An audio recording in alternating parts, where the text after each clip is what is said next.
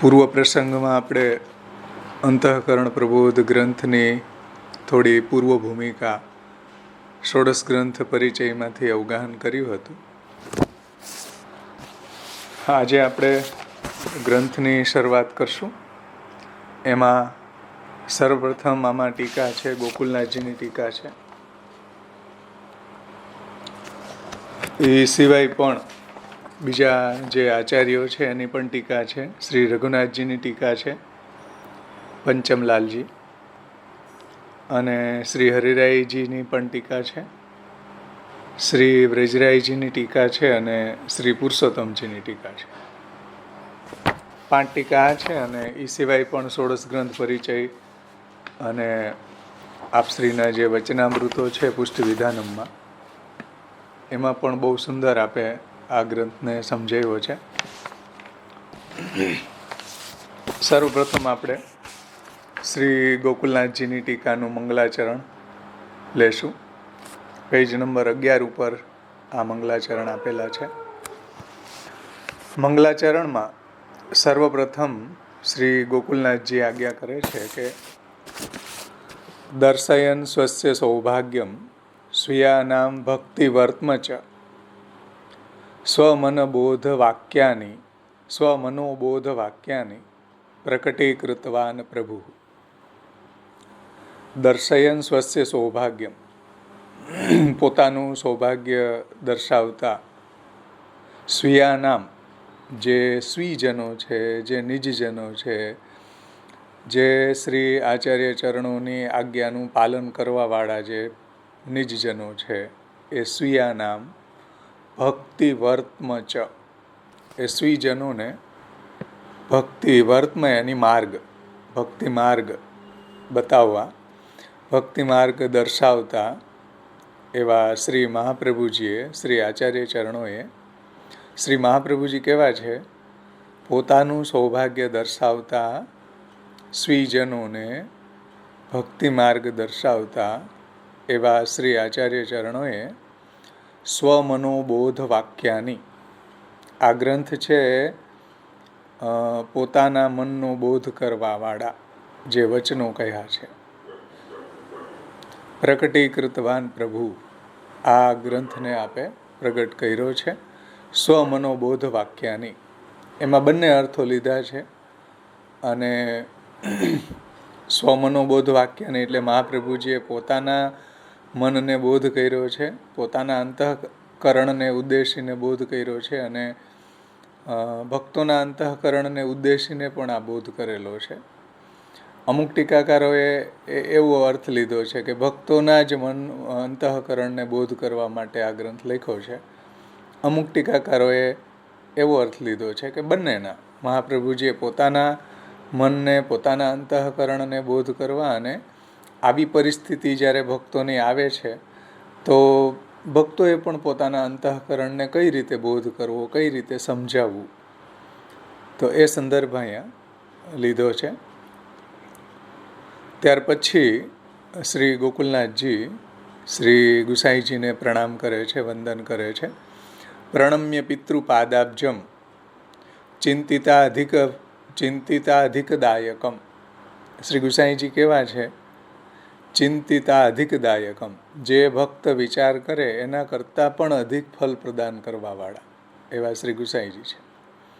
ચિંતિતાધિકદાયકમ, વિચાર કર્યો એનાથી પણ અધિક ફલદાન કરવાવાળા એવા પિતૃપાદાબ્જમ, પિતૃચરણના શ્રી ગુસાઈજીના બંને ચરણારવિંદને પ્રણમ્ય, પ્રણામ કરીને સ્વમનબોધકાચાર્ય વચો વ્યાખ્યાતુમ ઉદ્યતઃ. શ્રી ગુસાઈજીને પ્રણામ કરીને, શ્રી ગુસાઈજી કેવા છે કે ભક્ત જે વિચારી રહ્યા છે એના કરતાં પણ અધિક એને ફલ પ્રદાન કરવાવાળા છે, અને પોતાના મનનો બોધ કરવાવાળા જે આચાર્ય ચરણોના વાક્યો છે, અંતઃકરણ પ્રબોધ ગ્રંથ છે, એની વ્યાખ્યા કરવા હું તત્પર થયો છું, ઉદ્યત થયો છું, શ્રી ગુસાઈજીના ચરણ કમળમાં વંદન કરીને, એવું શ્રી ગોકુલનાથજી કહે છે. ત્યાર પછી ત્રીજા શ્લોકની અંદર બહુ સુંદર વાત કરે છે કે યદ્યપિ ઈશ્વર વાક્યાની દુર્બોધાની સદાસ્વતઃ. ઈશ્વરના વાક્યો છે, આચાર્ય ચરણોના વાક્યો છે, એ તો બહુ દુર્બોધ છે. એ તો ગુસાઈજી પણ કહે છે તદુક્તમપી દુર્બોધમ. તો યદ્યપિ ઈશ્વર વાક્યાની દુર્બોધાની સદાસ્વતઃ. જોકે ઈશ્વરના વાક્યો સમજમાં આવવા ઘણા અઘરા હોય છે, દુર્બોધ હોય છે, તો પણ તત્કૃપયૈવ તદીયસ્ય તદર્થાવગમે ગુરુ. છતાં પણ ઈશ્વરના વાક્યો છે એ સમજવા ઘણા અઘરા હોય છે, દુર્લભ હોય છે, દુર્બોધ હોય છે, છતાં પણ તત્કૃપયૈવ એમની કૃપાથી, આચાર્ય ચરણોની કૃપાથી એમનો અર્થ સમજાવવા માટે એનો અર્થ સમજાવવામાં મારા માટે એ ગુરુ સમાન છે. એટલે મહાપ્રભુજીની કૃપા જ આ અંતઃકરણ પ્રબોધ ગ્રંથનો અર્થ સમજાવવા મારા માટે ગુરુ સમાન છે. મહાપ્રભુજીની કૃપા જ. ભવિષ્યતિથી નિશ્ચિત્ય પ્રવૃત્તોહમ ન ચાન્યથા અતઃ સ્વાચાર્ય ચરણે શરણમ મમ સર્વદા. ભવિષ્યતિથી નિશ્ચિત્ય, આવું નક્કી કરીને જ. કેવું નક્કી કરીને? કે શ્રી મહાપ્રભુજીની કૃપા જ આ અંતઃકરણ પ્રબોધ ગ્રંથ સમજાવવામાં મારા માટે ગુરુ સમાન છે. એવું નક્કી કરીને જ હું આ ટીકા લખવા માટે પ્રવૃત્ત થયો છું. અતઃ સ્વાચાર્ય ચરણો, એટલે આવું મહાપ્રભુજીની કૃપા જ મારા માટે ગુરુ છે આ ગ્રંથને સમજાવવામાં. એવું નક્કી કરીને જ હું આ ટીકા લખવા માટે પ્રવૃત્ત થયો છું. એ સિવાય બીજું કોઈ મારું પ્રયોજન નથી. એટલા માટે સ્વાચાર્ય ચરણે, મારા આચાર્ય ચરણો, ગોકુલનાથજી કહે છે, સ્વાચાર્ય ચરણે, મારા આચાર્ય ચરણો, સર્વદા શરણમ મમ, સર્વદા મારું શરણ થાવો, સર્વદા મારું શરણ હો. તો જુઓ, ગોકુલનાથજીને શ્રી મહાપ્રભુજીમાં કેટલી નિષ્ઠા ઝલકે છે કે સ્વાચાર્ય ચરણે શરણમ મમ સર્વદા. શ્રી મહાપ્રભુજીના ચરણ કમળ હંમેશા મારું આશ્રય થાવ. મારા આચાર્ય ચરણો. તો જો કોઈ મહાપ્રભુજીમાં નિષ્ઠા રાખે તો ગોકુલનાથજીને બાય ડિફોલ્ટ પ્રિય બની જાય. કેમ કે ગોકુલનાથજીને મહાપ્રભુજીમાં એટલી પ્રીતિ છે, એટલી નિષ્ઠા છે. તો ગોકુલનાથજીને મહાપ્રભુજીમાં જો એટલી નિષ્ઠા હોય અને જો કોઈ મહાપ્રભુજીમાં નિષ્ઠ અનન્ય ભક્ત હોય તો A = B, B = C બરાબર A = C. તો ગોકુલનાથજીને મહાપ્રભુજીમાં આટલી નિષ્ઠા છે, આટલી પ્રીતિ છે, અને કોઈ મહાપ્રભુજીમાં એવા અનન્ય પ્રીતિવાળા ભક્ત હોય તો બાય ડિફોલ્ટ ગોકુલનાથજીને એવા મહાપ્રભુજીમાં અનન્ય ભક્તોમાં પ્રીતિ થઈ જાય છે. જે ગોકુલનાથજીને પુરુષોત્તમ માનવાવાળા ભક્તોમાં એટલી પ્રીતિ નથી થતી જેટલી પ્રીતિ ગોકુલનાથજીને મહાપ્રભુજીના ભક્તોમાં એટલી પ્રીતિ છે. સમજમાં આવ્યું ને? એટલે ગોકુલનાથજીને કેટલું પ્રિયત્વ છે આચાર્ય ચરણોમાં કે સ્વાચાર્ય ચરણે શરણમ મમ સર્વદા. મારા આચાર્ય ચરણોમાં સર્વદા મારું શરણ થાવો. આચાર્યજીના ચરણ કમલ સર્વદા મારો આશ્રય સ્થાન થાવો, સર્વદા મારા રક્ષક થાવો. એ રીતે મહાપ્રભુજીમાં અનન્ય નિષ્ઠા રાખીને, શ્રીમદ આચાર્ય ચરણોમાં અનન્ય પ્રીતિ રાખીને શ્રી ગોકુલેશ પ્રભુચરણ આ ગ્રંથની ટીકા લખવા માટે તત્પર થઈ રહ્યા છે. આમાં ગુજરાતીમાં પણ છે અને હિન્દીમાં પણ છે અને સંસ્કૃતમાં પણ છે. 3 ભાષામાં છે ટીકા. તો બધાને સરળ પડશે એટલા માટે આપણે ગુજરાતીમાં જ લેશું. ટીકાની શરૂઆત કરતા શ્રી ગોકુલનાથજી આજ્ઞા કરે છે કે જ્યારે પૂર્ણ પુરુષ પુરુષોત્તમ ભગવાને પોતાની શ્રીમદ ભાગવત દ્વાદશ સ્કંધાત્મક સ્વરૂપને, જે સાક્ષાત ભગવાનનું સ્વરૂપ છે, અને એવું દ્વાદશ સ્કંધાત્મક સ્વરૂપને પ્રગટ કરીને શ્રીમદ ભાગવતનો જે ગૂઢાર્થ છે એ ગૂઢાર્થ પ્રગટ કરવાની યોગ્યતા શ્રી આચાર્ય ચરણોમાં જ છે. અને મહાપ્રભુજી સિવાય ભાગવતનો ગૂઢ અર્થ પ્રગટ કરવા કોઈ સમર્થ નથી. કેમ કે અર્થમ તસ્ય વિવેચિતુમ નહીં વિભોર વૈશ્વાનરાદ વાક્પતે અન્યસ્તત્ર વિધાય માનુષમામ વ્યાસવત શ્રીપતિ દત્વા જ્ઞાનમ કૃપાવલોકન પટુર્યસ્માદ અતોહમ મુદા ગૂઢાર્થમ પ્રકટી કરોમિ બહુધા વ્યાસસ્ય વિષ્ણુ પ્રિયમ. તો ભાગવતનો ગૂઢાર્થ પ્રગટ કરવાની આજ્ઞા શ્રી મહાપ્રભુજીને જ પ્રભુએ કરી છે. અને આપના પ્રાગટ્યનું એક પ્રયોજન પણ આ મુખ્ય પ્રયોજન આ છે. મુખ્ય પ્રયોજન આ પણ છે કે ભાગવતનો ગૂઢ અર્થ પ્રગટ કરવો. અને ભાગવતનો ગૂઢ અર્થ આપ પ્રગટ કરી રહ્યા છે અને ભગવાન સ્વધામ પધારવા માટે આજ્ઞા કરી રહ્યા છે, તો સ્વાભાવિક છે કે મહાપ્રભુજીને ઉદ્વેગ થાય, જેની ચર્ચા આપણે ગયા વખતે કરી ગયા. શ્રી ગોકુલનાથજીનો સંદર્ભ પણ ષોડશ ગ્રંથ પરિચયમાં સમજાવ્યો હતો. એટલે હવે આપણે સીધી અહીંયા જે પૂર્વ ભૂમિકાના રૂપમાં જે વાત ગોકુલનાથજીએ સમજાવી છે એને આપણે ગયા વખતે લઈ લીધી છે કે કઈ રીતે મહાપ્રભુજીએ તૃતીય સ્કંધ સુધી સુબોધનીજી લખ્યા અને પછી ભગવદ આજ્ઞા થઈ એટલે બીજા બધા વચ્ચેના સ્કંધો છોડીને દસમ સ્કંધની વ્યાખ્યા આચાર્ય ચરણોએ લખી. હજી પણ આગળ મહાપ્રભુજીને વ્યાખ્યા લખવી હતી, છતાં પણ ભગવાનની ઈચ્છા ન હતી. એટલે પૂર્વમાં જે બે આજ્ઞાઓ થઈ એ મહાપ્રભુજીથી પડાઈ નહીં. ત્રીજી આજ્ઞાનું આચાર્ય ચરણોએ પાલન કર્યું. તો હવે પશ્ચાતાપ થાય એ જરૂરી છે, પરંતુ મહાપ્રભુજી અહીંયા પોતાના એવા અંતઃકરણને સમજાવે છે કે ભાઈ હવે હઠપૂર્વક આ બીજા બધા સ્કંધોની ટીકા લખવી એ બરાબર નથી. કેમ કે ભગવાનની ઈચ્છા હવે એ કાર્ય કરાવવાની નથી. કેમ કે જે ટીકા લખનારા માધવ ભટ્ટ કાશ્મીરી હતા, જે મહાપ્રભુજી લખાવતા હતા, તો એ માધવ ભટ્ટ કાશ્મીરી પણ નિત્યલીલામાં પધારી ગયા. એટલે હવે મહાપ્રભુજી પોતાના અંતઃકરણને પ્રબોધ કરી રહ્યા છે, સમજાવી રહ્યા છે કે આવું હઠીલાપણું, ટીકા લખવાનું જે હઠીલાપણું છે એ સારું નથી. ભગવત પ્રભુ બોલાવી રહ્યા છે, તો હવે આપણે જવું જોઈએ. તો એ સંદર્ભ આપણે ગયા વખતે જોઈ ગયા. હવે સીધો આપણે શ્લોક જ લેશું. અંતઃકરણમદ વાક્યમ સાવધાનતયા શૃણુ કૃષ્ણાત પરમ નાસ્તિ દૈવમ વસ્તુતો દોષ વર્જિતમ.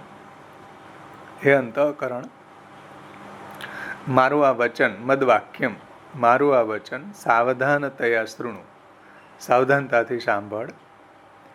વાસ્તવમાં કૃષ્ણાત પરમ નાસ્તિ દૈવમ, વાસ્તવમાં કૃષ્ણથી શ્રેષ્ઠ કોઈ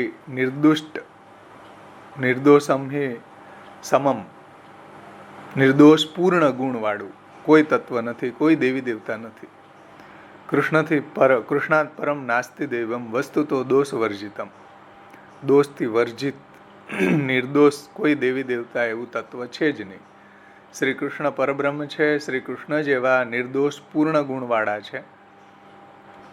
તો એવું અંતઃકરણને શ્રી મહાપ્રભુજી સમજાવી રહ્યા છે. પોતાના અંતઃકરણને ઉદ્દેશીને સર્વ ભક્તોના અંતઃકરણને પણ આ વાત મહાપ્રભુજી કહી રહ્યા છે.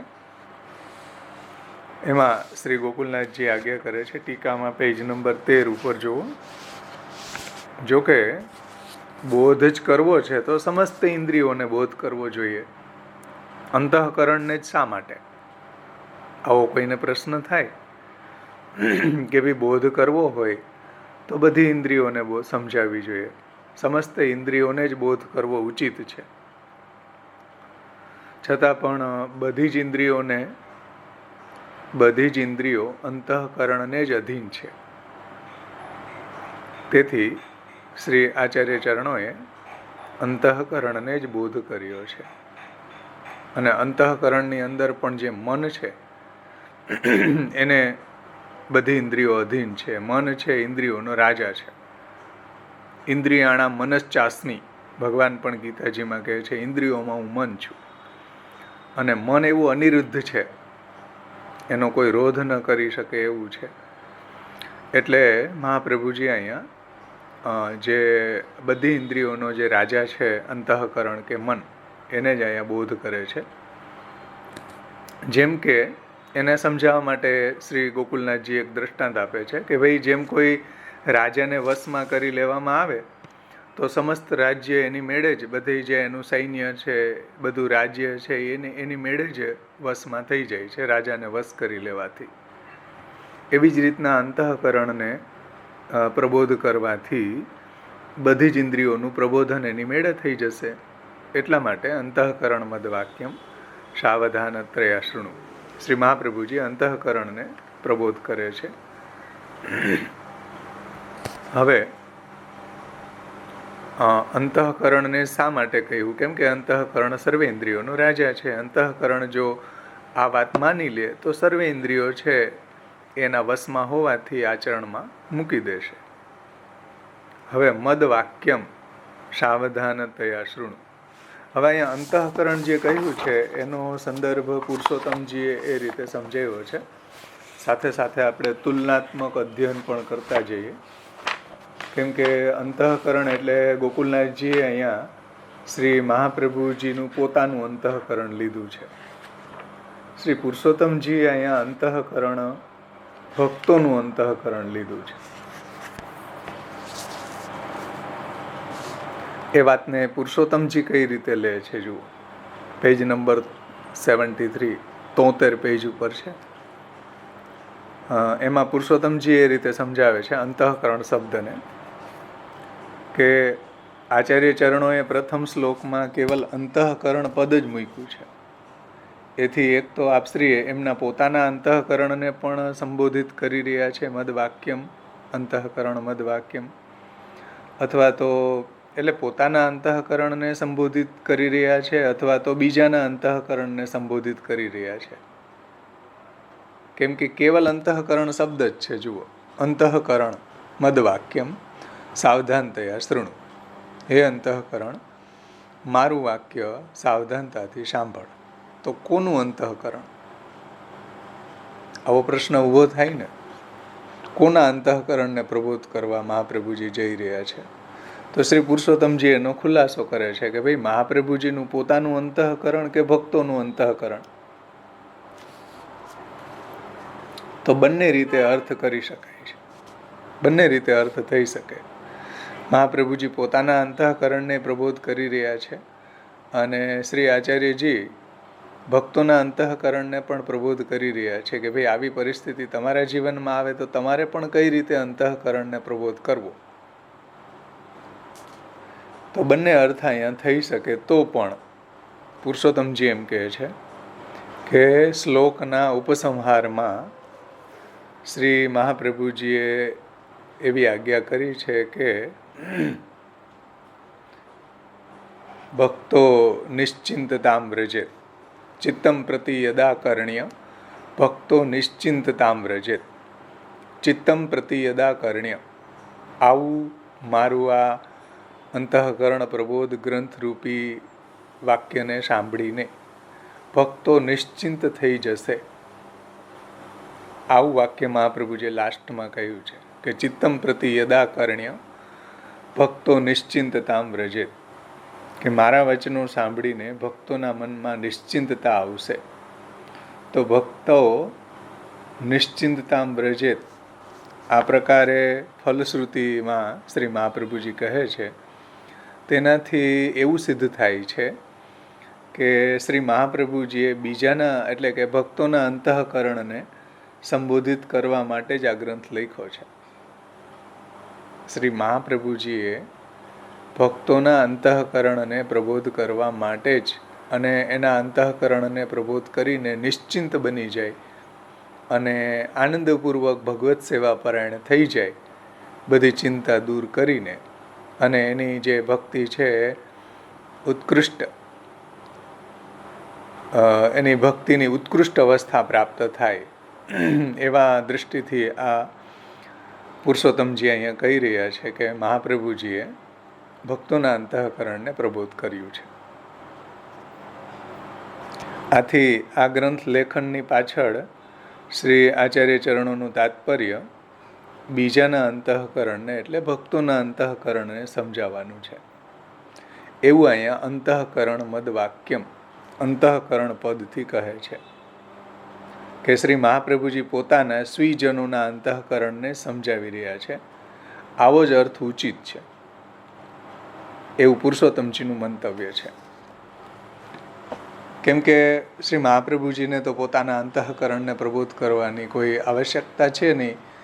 એ તો સાક્ષાત કૃષ્ણાસ્ય છે, ભગવદ મુખારવિંદ રૂપ છે અને ભગવાનની શું ઈચ્છા છે એ પણ જાણે છે એવું પુરુષોત્તમજીનું મંતવ્ય છે. બીજા ટીકાકારોનું અલગ મંતવ્ય છે. બીજા ટીકાકારો એમ કહે છે કે ભાઈ મહાપ્રભુજી પોતાના અંતઃકરણને પ્રબોધ કરે છે અને એના દ્વારા ભક્તોને પણ આ ઉપદેશ આપવા માગી રહ્યા છે. સમજમાં આવ્યું ને? કોઈને કંઈ પ્રશ્ન હોય તો પૂછો ભલે. છે આ બાબતમાં કોઈને કંઈ પ્રશ્ન?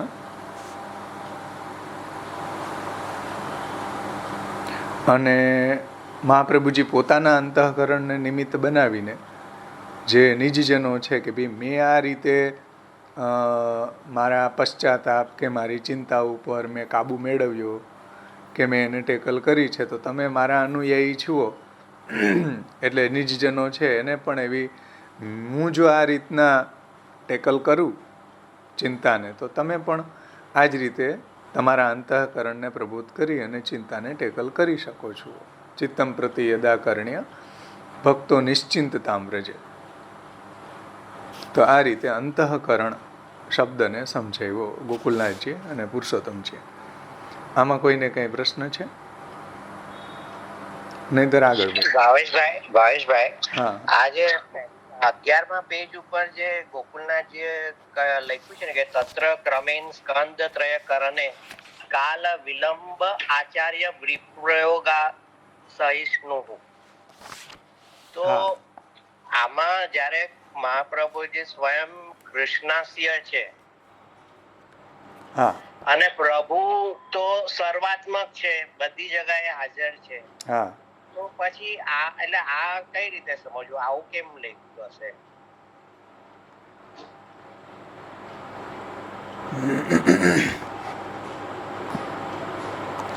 એટલે તમારું કેવું એમ છે કે ભગવાન સર્વ જગ્યાએ છે તો પણ વિપ્રયોગની વાત શા માટે આવી?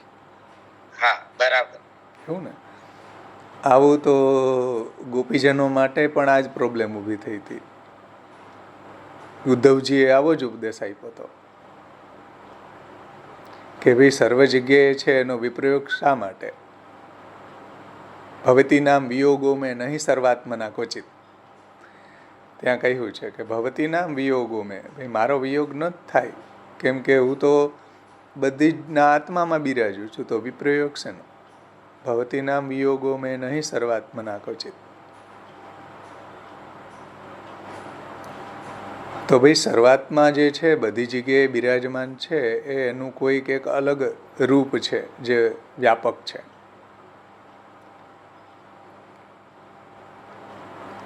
પરંતુ એને કારણે એની જે સંયોગાવસ્થા પ્રાપ્ત થવી હોય, સંયોગાવસ્થાનો જે આનંદ છે એ વ્યાપકથી કેવી રીતના પ્રાપ્ત થઈ શકે? વ્યાપકથી વાતો નવ થાય એ વિના જીવ અકળાય. પ્રકટ મળે સુખ થાય, ગિરિધર પ્રકટ મળે સુખ થાય.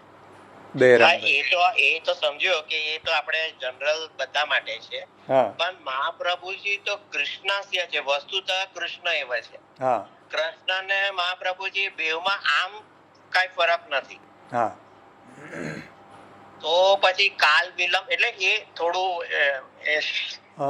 એમાં છે ને કે લીલાર્થે પ્રગટ થયા છે, આચાર્ય રૂપેણ પ્રગટ થયા છે, તો આ પણ એક એની લીલા છે કાલ વિયોગ વિપ્રયોગની. કેમ કે લીલાર્થે પ્રગટ થયા છે તો લીલામાં આ પણ હોઈ શકે ને.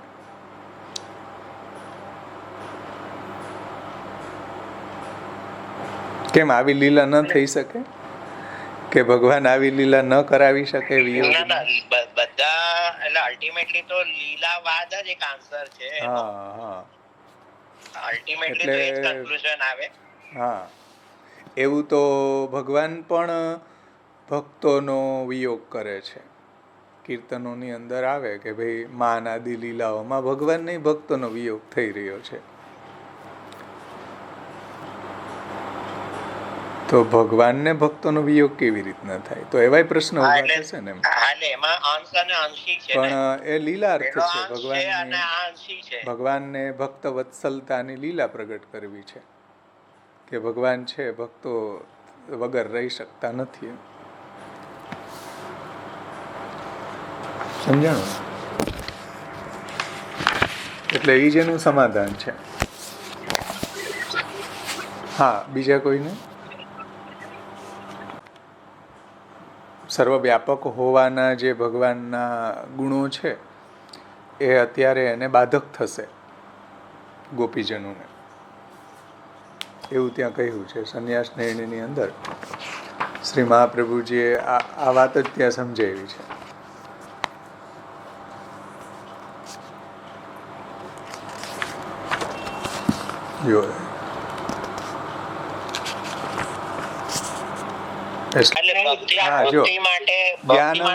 જ્ઞાનમ ગુણાશ્ચ તસ્યેવં વર્તમાનસ્ય બાધકા વિકલત્વમ તથા અસ્વાસ્થ્યમ પ્રકૃતિ પ્રાકૃતમ નહીં.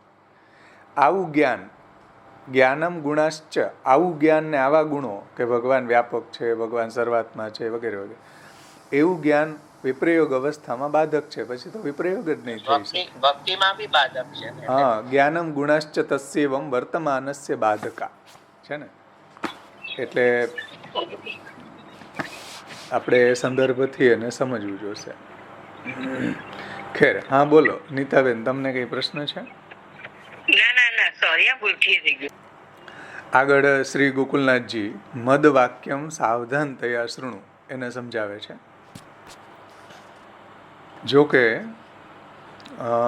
આચાર્ય ચરણો મારું વાક્ય સાંભળો એટલું જ કહી દે તો એનાથી પણ પ્રબોધ તો થઈ જ જાત.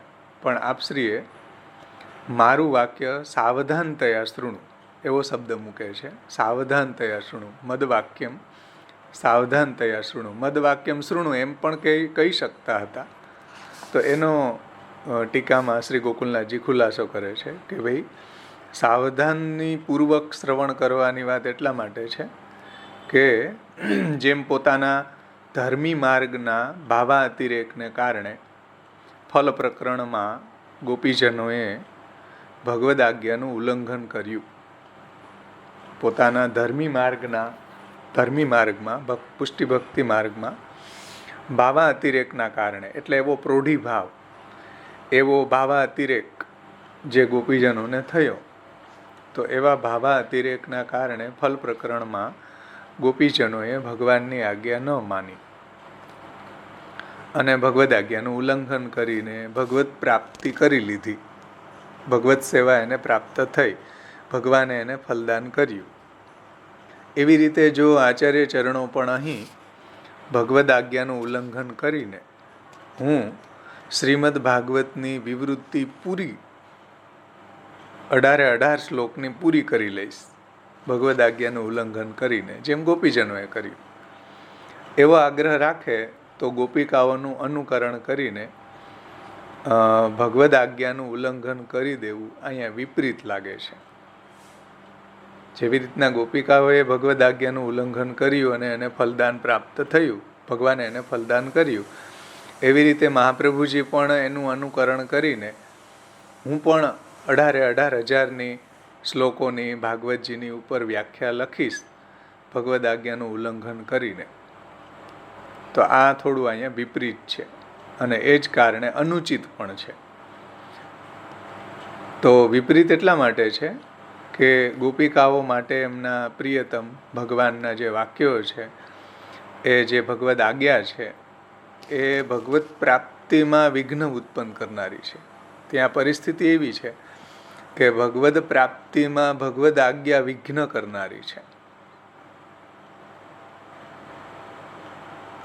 એટલા માટે ગોપીજનોએ ભગવાનની આજ્ઞા નહોતી માની કેમ કે ભગવત પ્રાપ્તિમાં જે અંતરાયરૂપ હતી અને એ તો ફરીથી પાછું એને જે ઘર છે, જે સંસાર છે, એમાં જવાનું એની પરીક્ષા માટે કહી રહ્યા હતા. એવું પણ ગોપીજનોને જ્ઞાન થયું હતું.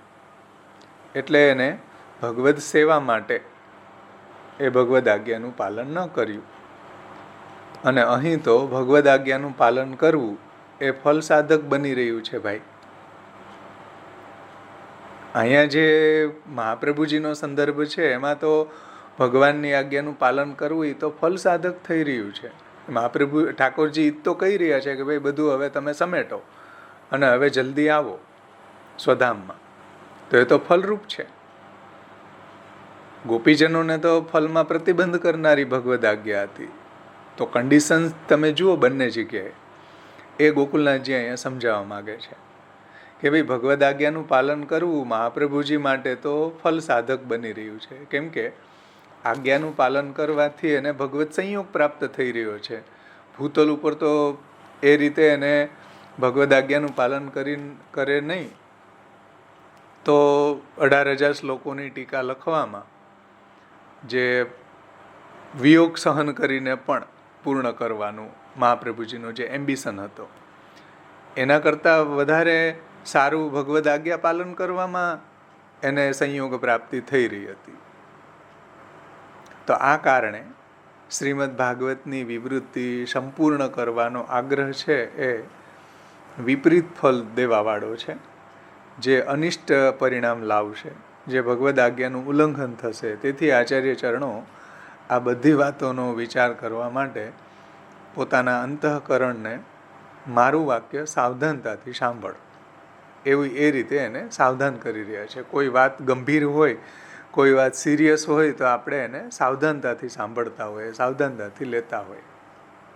જેમ તમે બેંકની અંદર જાઓ, કોઈ બી ઓફિસની અંદર જાઓ, તમારે ફોર્મ ભરવાનું હોય, કેટલી બધી માહિતી ભરવી પડે. શા માટે ભાઈ એટલી બધી માહિતી ભરવાનું કહો છો?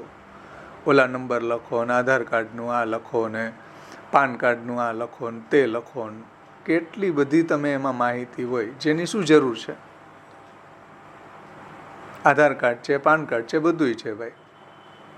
છતાં પણ એટલી બધી માહિતી એમાં ભરતા હોઈએ છીએ. એ એટલા માટે જ કે તમે સાવધાનતાથી ભરો છો. આપણને સાવધાન કરવા માટે એ ફોર્મ છે કે તમને હોશો હવાસ છે અને તમે ફોર્મ ભરી રહ્યા છો, તમે એટલી બધી માહિતી આપી રહ્યા છો. બાકી એક માહિતી આપી દીધી હોય તો કાફી છે.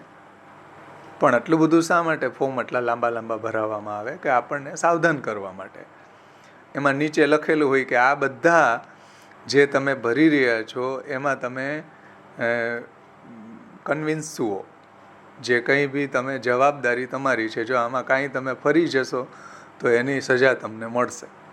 આવું પણ નીચે લખેલું હોય કોઈ બી ફોર્મ જુઓ તમે. કેમ? સાવધાન તયા શૃણુ, અંતઃકરણ મદવાક્યમ સાવધાન તયા શૃણુ. બધી જગ્યાએ સાવધાની જરૂરી છે. કેમ કે સાવધાની હટીને ઘટના ઘટી. એટલા માટે વારંવાર સાવધાનતાની આવશ્યકતા છે બધી જગ્યાએ. ફોર્મ ભરવામાં પણ સાવધાનતાની આવશ્યકતા છે. એટલા માટે મહાપ્રભુજી અહીંયા પોતાના અંતઃકરણને સાવધાન કરી રહ્યા છે. આગળ વધીએ. આગળ હવે અંતઃકરણ મદવાક્યમ સાવધાનતયા શૃણુ કૃષ્ણાત પરમ નાસ્તિ દૈવમ એ વાક્યની વ્યાખ્યા કરતા શ્રી ગોકુલેશ સમજાવે છે કે હવે કદાચ અતિ ભાવાવેશને કારણે, એવા પ્રોઢિભાવના કારણે, એવા સૌભાગ્ય મદના કારણે, ભગવાનની કોઈ એવી વિશેષ કૃપા આપણી ઉપર થઈ જાય એને કારણે ભગવદ આજ્ઞાનું પાલન કરવામાં વિલંબ થઈ જાય. ભાવાવેશના કારણે, ભાવા અતિરેકના કારણે, તો આપશ્રી એને બાધક બતાવતા આજ્ઞા કરે છે કે કૃષ્ણાત પરમ નાસ્તિ દૈવમ વસ્તુતો દોષ વર્જિતમ વગેરે શબ્દોથી સમજાવી રહ્યા છે. એનું તાત્પર્ય એ છે કે ફલરૂપ કૃષ્ણ સિવાય બીજો કોઈ શ્રેષ્ઠ નથી. કૃષ્ણ શબ્દ અહીંયા ફલાત્મક નામોક્ત્યા. બીજા ટીકાકારોએ જે શ્રુતિ વાક્યો દ્વારા કૃષિર્ભૂવાચક શબ્દ, ણશ્ચ નિવૃત્તિવાચક, તયોરેક્યમ પરબ્રહ્મ કૃષ્ણ ઇત્યભિધીયતે. એનાથી શ્રી કૃષ્ણ સદાનંદ છે, શ્રી કૃષ્ણ ફલાત્મક છે. ગુસાઈજીએ પણ સિદ્ધાંત મુક્તાવલીની ટીકામાં કૃષ્ણ નામ ફલાત્મક છે એમ કહ્યું છે. કૃષ્ણ સેવા સદા કાર્યા, એમાં કૃષ્ણ શબ્દ કેમ મૂક્યો? કેમ કે કૃષ્ણ નામ ફલાત્મક છે. તો એટલે અહીંયા પણ ફલરૂપ શ્રી કૃષ્ણ સિવાય બીજું કોઈ શ્રેષ્ઠ નથી, બીજું કોઈ પુરુષોત્તમ નથી. પરમ ઈષ્ટરૂપ દેવ ભગવાન શ્રી કૃષ્ણ જ છે. એટલે અહીંયા કૃષ્ણાત પરમ નાસ્તિ દૈવમ, શ્રી કૃષ્ણ જ ફલરૂપ છે. શ્રી કૃષ્ણથી શ્રેષ્ઠ પરમ તત્વ શ્રી કૃષ્ણ જ પરમ ઈષ્ટરૂપ દેવ છે. એનાથી શ્રેષ્ઠ બીજું કોઈ નથી. અને એમાં દેવ કૃષ્ણાત પરમ નાસ્તિ દૈવમ, તો દૈવમ જે શબ્દ છે એની અંદર દીવ ધાતુથી બનેલો છે. દૈવમ શબ્દ દીવ ધાતુથી બન્યો છે. અને દીવ ધાતુના 10 અર્થો બતાવ્યા છે શાસ્ત્રની અંદર.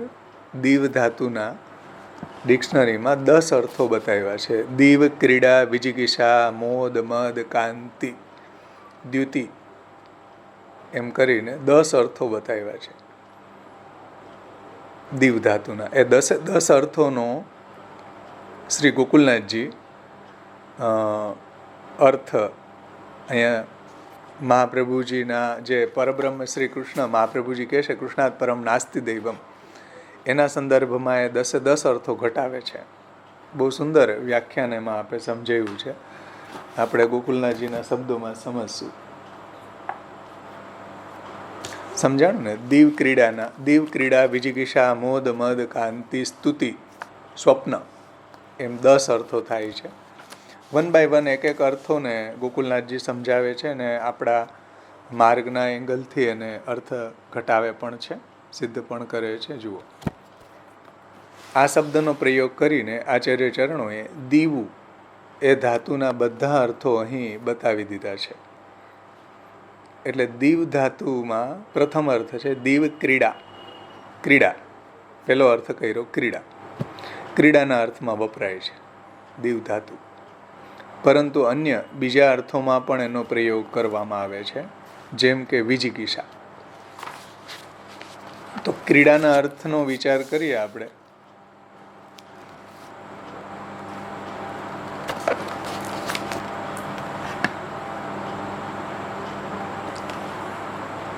તો ભગવાન કેવા છે? એ ક્રીડા કરનારા છે. આનંદેન હર્ષાત ક્રિયમાણા ચેષ્ટા લીલા. ક્રીડા યાની લીલા. તો આનંદેન હર્ષાત ક્રિયમાણા ચેષ્ટા લીલા, એ આપની લીલા પણ એવી દિવ્ય છે, નિર્દુષ્ટ છે, નિષ્કામ છે, અલૌકિક છે અને ભક્તને એ સ્વરૂપાનંદની પ્રાપ્તિ કરાવનારી છે. એવી ક્રીડા કરવાવાળા આ પુરુષોત્તમ છે. આ કૃષ્ણાત પરમ નાસ્તિ દૈવમ વસ્તુ તો દોષ વર્જિતમ. અને વિજિગીષા બીજો અર્થ, દીવ ધાતુનો બીજો અર્થ થાય વિજિગીષા. વિજિગીષા યાની જીતવાની ઈચ્છા. એ 1 by 1 આપણે એને જોઈ લઈએ. ત્રીજો અર્થ થાય વ્યવહાર. ચોથો થાય દ્યુતિ. દ્યુતિ યાની મહાત્મય. દ્યુતિનો અર્થ થાય પ્રકાશ. પ્રકાશ અથવા તો તેજ અથવા મહાત્મ્ય એવા અર્થ થાય છે. સ્તુતિ એ તો બધા સમજે. સ્તુતિ એટલે મોદ. મોદ એટલે પ્રસન્નતા. મદ પછી સ્વપ્ન અને કાંતિ અને ગતિ. આટલા 10 અર્થો દીવ ધાતુના થાય છે. એને 1 by 1 શ્રી ગોકુલનાથજી પુરુષોત્તમ પરક એને સમજાવે છે. શ્રી આચાર્ય ચરણો શ્રી કૃષ્ણને દૈવ શબ્દથી સંબોધિત કરી રહ્યા છે. એના દ્વારા આપશ્રીના બધા જ અર્થો શ્રી કૃષ્ણ સાથે આ જોડી રહ્યા છે ગોકુલનાથજી.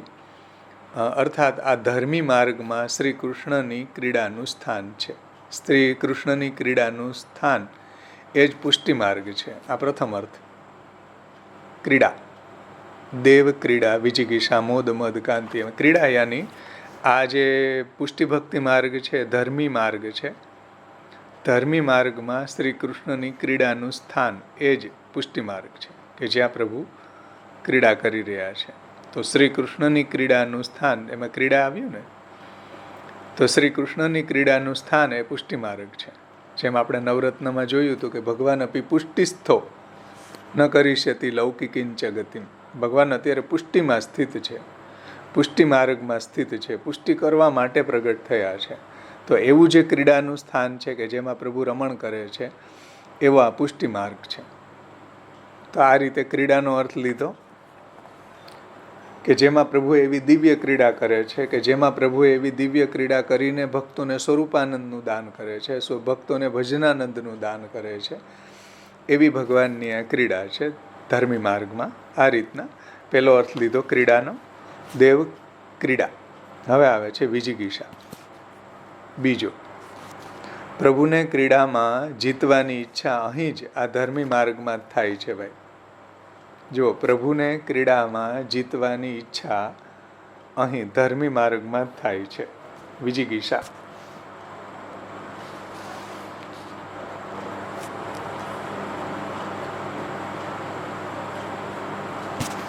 કેમ કે અહીંયા ભગવાન પણ પોતે એમ કહે છે, અહમ ભક્ત પરાધીનો હિ અસ્વતંત્ર ઇવ દ્વિજ. કે અહીંયા પ્રભુ છે ભક્તોને જીતાડે છે. સમજો, બંને પ્રકારના ભાવ છે વિજિગીષામાં, કે ભગવાનનો ભક્તો ઉપર વિજય અને ભક્તોનો ભગવાન ઉપર વિજય. બંને રીતે આપણે અર્થ સમજી શકીએ. કેમ કે પુષ્ટિ ભક્તિ માર્ગમાં તો હંમેશા ભક્તોનો જ વિજય છે. એટલે ભગવાનના શબ્દો છે કે અહમ ભક્ત પરાધીનું. સમજાણું ને? એટલે વિજિગીષા, જીતવાની ઈચ્છા. હવે ભગવાનને કોણ જીતી શકે? કોઈની છે સામર્થ્ય ભગવાનને જીતવાની? બ્રહ્માજી જેવા નહીં સ્તુતિની અંદર એના ચરણ ધ્રુજતા હોય સ્તુતિ કરતા, તો એવા ભગવાન ને જીતવાની સામર્થ્ય કોની છે? પણ પુષ્ટિ ભક્તિ માર્ગ એવો છે કે જેની અંદર પ્રભુ જીતાઈ પણ જાય છે. વિજિગીષા, પ્રભુને ક્રીડામાં જીતવાની ઈચ્છા આ ધર્મી માર્ગમાં થાય છે. પ્રભુ ભક્તોની જોડે માર્ગ અનુસાર વ્યવહાર અહીં જ કરે છે. ત્રીજો અર્થ વ્યવહાર. દીવ ધાતુનો ત્રીજો અર્થ છે વ્યવહાર. ભગવાન છે એ ભક્તોની સાથે કૃપાના સંબંધે એ વ્યવહાર રાખે છે, અને એવા જે નિસાધન ભક્તો છે એના આપ નાથ બની જાય છે ભગવાન. તસ્માન મચ્છરણમ ગોષ્ઠમ મન્નાથમ મત પરિગ્રહમ ગુરુપાએ સ્વાત્મયોગેન સો અયમ મે વ્રતાહિત. કે એવા જે નિસાધન ભક્તોના નાથ બની જાય છે, ભક્તોના રક્ષક બની જાય છે, એવો વ્યવહાર ભગવાન અહીંયા જ પ્રગટ કરે છે. બધી જગ્યાએ પ્રગટ નથી કરતા. બધી જગ્યાએ તો જેમ પુષ્ટિ પ્રવાહ મર્યાદા ભેદમાં આપણે જોયું હતું કે ભાઈ મનસા જે સૃષ્ટિ પ્રગટ કરી છે, મનથી જે પ્રવાહી સૃષ્ટિને ગવન કરે છે, ત્યાં તો ભગવાન એનો કોઈ નિર્ણય ન લેવો એ જ ભગવાનનો નિર્ણય છે, અને એ રીતે ચાલવા દે. ત્યાં ભગવાન કોઈ ઇન્ટરફિયર નથી કરતા, ત્યાં ભગવાન કોઈ હસ્તક્ષેપ નથી કરતા. પુષ્ટિ ભક્તિ માર્ગ એવો છે કે જેમાં પ્રભુ પોતે એવો વ્યવહાર ભક્તો સાથે કરે છે. કેમ કે પુષ્ટિ કાયન નિશ્ચય. એટલે વ્યવહાર અર્થ પણ અહીંયા આ રીતે જે દીવ ધાતુના 10 અર્થોમાંથી આ જે ત્રીજો વ્યવહાર અર્થ કર્યો છે, એને પણ ગોકુલનાથજી આ રીતે સમજાવ્યો છે. ચોથો અર્થ આવે છે દ્યુતિ. દેવ ક્રીડા વિજિગીષા વ્યવહાર દ્યુતિ. દ્વિતીયાની મહાત્મય. દ્યુતિનો અર્થ પ્રકાશ પણ થાય છે, તેજ પણ થાય છે. પણ અહીંયા ગોકુલનાથજીએ મહાત્મય લીધું છે કે ભક્તોને પોતાના મહાત્મયનું જ્ઞાન કરાવવા થકી તેમનું મહાત્મય પણ અહીં જ છે. ભક્તોને ભગવાન પોતાનું એવું મહાત્મય કરાવે છે. તો એવું મહાત્મય જે ભક્તિ માર્ગમાં ભગવાન કરાવે છે એવું બીજા કોઈ માર્ગમાં કરાવતા નથી.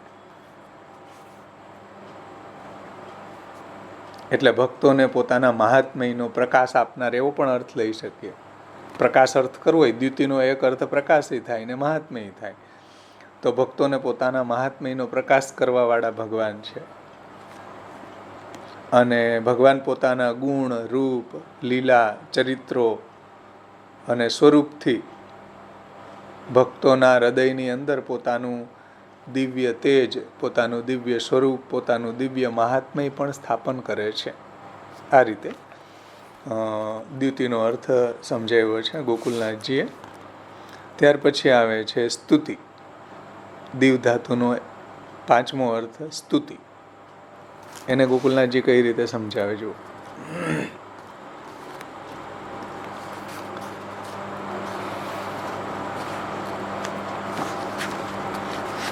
મહાત્મ્યનું જ્ઞાન કરાવવા થકી એમનું મહાત્મ્ય પણ અહીં જ છે. નહીં તો જો તેઓ ભક્તોને પોતાના મહાત્મ્યનું જ્ઞાન ન કરાવે તો બધે શુષ્કતા જ રહી જાય છે. જો એવું મહાત્મ્ય જ્ઞાન ન થાય તો એવો સુદૃઢ પ્રેમ સિદ્ધ નથી થતો, શુષ્કતા રહી જાય છે. એટલે ભગવાનનું જો મહાત્મ્ય સ્ફુરે તો પછી આપણને બીજા પદાર્થોનું મહાત્મ્ય સ્ફૂરતું બંધ થાય. ભગવાનનું જો મહાત્મ્ય સ્ફુરે તો આપણને જે સાંસારિક જે પદાર્થો છે, જે આપણી લોકેશણા, આપણી વિતેષણા, જે આપણી બાહ્ય વિષય સુખેષણાઓ છે, આવી બધી જે એષણાઓ છે એનું મહાત્મ્ય સ્ફૂરતું બંધ થઈ જાય જ્યારે ભગવાનનું મહાત્મ્ય સ્ફુરે ત્યારે. અને ત્યાર પછી સમય વિશેષ પર ભક્તો એમની સ્તુતિ પણ કરે છે. સમજાણું ને? સ્તુતિ સમય વિશેષ પર ભક્તો ભગવાનની સ્તુતિ પણ કરે છે. ગોપીજનો પણ આ ગોપીગીત દ્વારા સ્તુતિ કરે છે. તો એ રીતના સ્તુતિ અર્થ પણ ભગવત પરક અહીંયા શ્રી ગોકુલનાથજીએ સમજાવ્યો છે.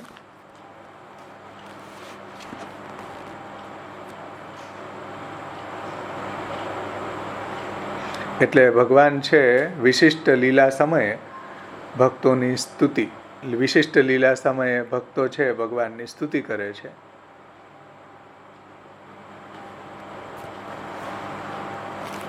એ રીતે સ્તુતિ અર્થ પણ અહીંયા સમજી શકાય. ભગવાન પણ ભક્તોની સ્તુતિ કરે છે એવું નથી. માનના પદોમાં બીજી પણ જગ્યાએ તમે જુઓ તો લીલાની અંદર ભગવાન પણ ભક્તોની સ્તુતિ કરે છે. ત્યાર પછીનો અર્થ આવે છે સ્તુતિ પછી મોદ. મોદ એટલે પ્રસન્નતા. મારાથી મદ બોલાઈ ગયું હતું. મદ હવે આવશે. હા, ઓકે. મોદ પણ છે. દીવ ધાતુનો એક અર્થ મોદ પણ થાય છે. મોદ યાની પ્રસન્નતા. એને ગોકુલનાથજી કઈ રીતે સમજાવે જુઓ કે પ્રભુ પોતાના ભક્તોને પ્રસન્ન પણ એ જ માર્ગમાં કરે છે, આ જ માર્ગમાં કરે છે. આ જ પુષ્ટિ માર્ગમાં જ ભગવાન ભક્તોને પ્રસન્ન કરે છે. ભક્તોને પ્રસન્ન કરવા માટે અનેકાનેક લીલા કરે છે. તો ભક્તોને પ્રસન્ન આ જ માર્ગમાં કરે છે. ભક્તોના સ્વભાવને અનુરૂપ લીલા કરીને. સ્વભાવસ્ય અન્યથા ભાવો નવે શક્ય કથંચન ઇતિ ત્રિવિધ જીવેશુ ત્રિવિધા ભગવત કૃતિ. મહાપ્રભુજી કહે છે કે ભાઈ ભગવાન છે ભક્તોને પરિશ્રમ ન થાય એટલે એનો સ્વભાવને બદલાવતા નથી. એના સ્વભાવને બદલાવવામાં થોડો એને તકલીફ થાય, થોડો પરિશ્રમ થાય. એટલે ભગવાન શું કરે છે કે ભક્તના સ્વભાવાનુરૂપ લીલા કરે છે. તામસ ભક્તો છે એની સામે એવી તામસ લીલા કરે છે. એટલે સ્વભાવને અન્યથા બનાવો એના કરતાં એના સ્વભાવને અનુરૂપ લીલા કરીને એનો નિરોધ સિદ્ધ કરવો, એમાં વધારે ભક્તની પ્રસન્નતા છે. સ્વભાવસ્ય અન્યથા ભાવો નવે શક્ય કથંચન ઇતિ ત્રિવિધ જીવેશુ. સાત્વિક, રાજસ, તામસ એ 3 પ્રકારના જે ભક્તો છે લીલામાં. ઇતિ ત્રિવિધ જીવેશુ ત્રિવિધા ભગવત કૃતિ. એનો નિરોધ કરવા માટે ભગવાન પણ એના સ્વભાવ ગુણને અનુરૂપ લીલા કરે છે. તો એ રીતના અહીંયા અર્થાને સમજી શકાય છે. અત્યારે આધુનિક યુગમાં પણ પ્રભુ લોહાણા, ક્ષત્રિય, વૈશ્ય બધાના ધર્મમાં વધારીને એને અનુરૂપ જ કરે છે ને વ્યવહાર. હા, બરાબર. જેવા ભક્ત છે, જેવા ભક્તના જે ભક્તની રહેણી કહેણી છે, જે ભક્તની બધી હેબિટ છે, એ બધાને અનુરૂપ ભગવાન પણ બની જાય છે. ભગવાન ભક્તને ભક્ત છે 8 વાગે ઉઠતો હોય, ઠાકોરજી કે ભાઈ કીધું છે ભલે તંત્રમાં બ્રહ્મ મુહૂર્તમાં ઉઠવાનું, શાસ્ત્રમાં પણ, હવે તું જ 8 વાગે ઉઠતો હોય તો મારે તારી અનુરૂપ થવું પડે ને, શું કરવું?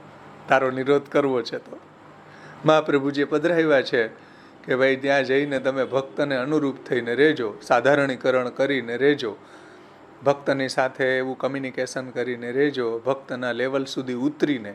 કેમ કે ભક્ત તો ભગવાનના લેવલ સુધી પહોંચી ન શકે, તો ભગવાન કે ચાલ હું તારા ગૃહસ્થાશ્રમમાં આવીને તારા લેવલ ઉપર આવીને તારો નિરોધ સિદ્ધ કરીશ, એવું મહાપ્રભુજીની કાનીથી. તો આ રીતે પણ સાધારણીકરણ કરીને ભગવાન પણ ભક્તોની સેવાનો અંગીકાર કરે છે, ભક્તોને પ્રસન્ન કરવા માટે. એટલે દીવ ધાતુનો એક અર્થ પ્રસન્નતા પણ થાય છે. એ પણ શ્રી કૃષ્ણમાં આ રીતે એનો સમન્વિત કરી શકાય છે. પ્રસન્ન, મોદ. કાલીનું દમન કરીને ભક્તને આનંદનું દાન કરે. હા, લીલામાં પણ ભગવાને બધા અસુરોને હણીને અને ભક્તોને પ્રસન્ન કરવા માટે અનેક લીલાઓ ભગવાન કરે છે. તો ભક્તોને પ્રસન્ન પણ એ આ જ માર્ગમાં કરે છે, બીજા માર્ગમાં નથી કરતા. બીજા માર્ગની અંદર તો ભગવાન ભોગતા જ રહે છે, ભોગ્ય બનતા જ નથી.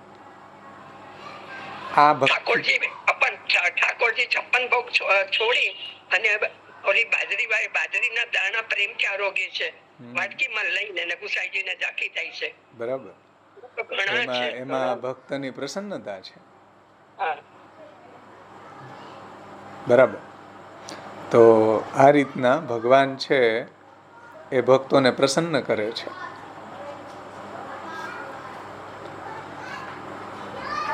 અને ભક્તોને કરોડોમાં અને એને ત્યાં જવું છે, ત્યાં જ રહેવું છે. બાજરીના દાણા આરોગ્યથી વાત તો ઠીક, પાછું ત્યાં એની જ સેવા લેવી છે, છોકરીની. તો એમાં એને આનંદ છે, કેમ કે ભક્તોનો નિરોધ કરવો છે તો ભક્તોના લેવલ સુધી ભગવાન ઉતરે છે. એ ભગવાનનું મહાત્મ્ય છે.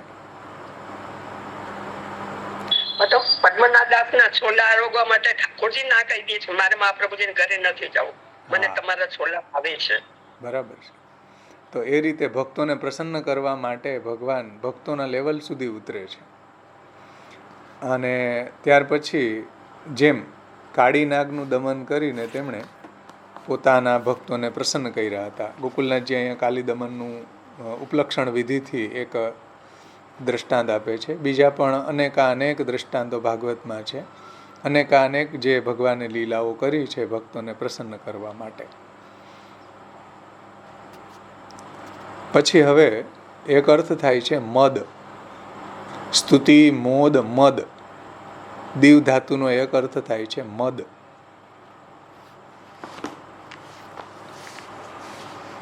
એને કઈ રીતના આમાં ઘટાવો? તો એને ગોકુલનાથજી સમજાવે છે કે પોતાના ભાવાવેશને કારણે ભક્તોને મદ પણ અહીં જ થાય છે. આ ભક્તિ માર્ગ એવો છે કે જ્યાં ભક્તોને પણ એવો મદ થાય છે, એનું એવું સૌભાગ્ય એને પ્રાપ્ત થવાથી, એવો પ્રોઢિભાવ, એટલો એનો ભાવા અતિરેકના કારણે કે ભગવાન એવા એને વશ થઈ જાય એને કારણે એને એવો મદ પણ થઈ જાય છે.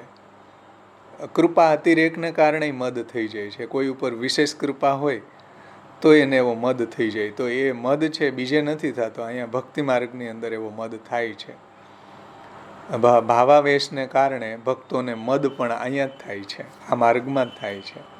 કેમ કે બીજા માર્ગની અંદર તો ભગવાન છે ભોગતા જ હોય છે, ભોગ્ય બનતા જ નથી. ભોગ્ય બનતા નથી એટલે બીજાને ભક્તોને મદ થવાનો કોઈ પ્રશ્ન જ નથી.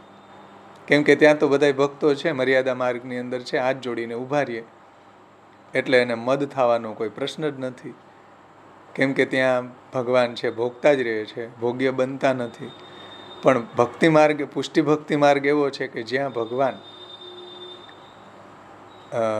જે સ્ત્રી ગુણ ભાવો મુખ્ય, તો એ સ્ત્રીગુણ ભાવને પણ પ્રગટ કરી દે છે. જ્યાં ભગવાન ભક્તોને ભોક્તૃભાવનું દાન કરી દે છે, અને ભોક્તૃભાવનું દાન કરે છે એટલે મદ પણ થાય છે ભાઈ. જે આપણે લીલાની અંદર જોઈએ, બ્રજ ભક્તોને સૌભાગ્ય મદ થયો હતો, તો મદ આ માર્ગમાં જ થાય છે. એ રીતે એને મદ અર્થ પણ અહીંયા એને ઘટાવી શકાય છે. પોતાના ભાવાવેશના કારણે ભક્તોને મદ પણ આ માર્ગમાં જ થાય છે. હા ભાવેશભાઈ, તો બીજા બધા જે આપણે પેલા નામ જોયા એટલે વિશેષણ જોયા, તો એ બધા પ્રભુ પ્રત્યે હતા. આ તો એટલે ભક્તના વિશે થાય છે ને? હા,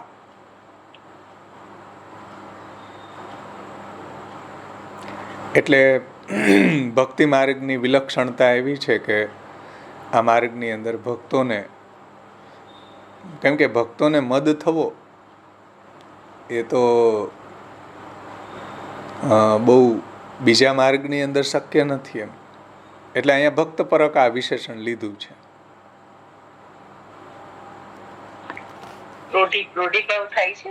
હા, એટલે ભક્ત પરક લીધું છે આ વિશેષણ ગોકુલનાથજીએ. અને એનું કારણ છે ને કૃષ્ણ છે. એનું એ કયા એંગલથી લીધું જુઓ, કારણ એનું કૃષ્ણ છે. ભક્તોને ભગવાન આટલું માન આપે છે જેને કારણે એને મદ થાય છે. એટલું માન બીજા માર્ગમાં નથી આપતા ભગવાન કોઈને, આ ભક્તિ માર્ગમાં જ આપે છે. કેમ કે પુષ્ટિકાયન નિશ્ચય, એટલે ભક્તોને મદ થવાનું કારણ એ ભગવાન છે. કેમ કે દોષોપી હરિણા કૃતા, આવો જે સૌભાગ્ય મદ ભગવાને જ પ્રગટ કરેલો છે વિપ્રયોગનું દાન કરવા માટે. એટલે આ લીલા પણ ભગવાનની જ છે કે ભાવાવેશને કારણે ભક્તોને મદ પણ આ માર્ગમાં થાય છે, અને ભગવાને જ પ્રગટ કર્યો છે. તો એ એંગલથી આપણે સમજી શકીએ. ત્યાર પછીનો અર્થ આવે છે સ્વપ્ન.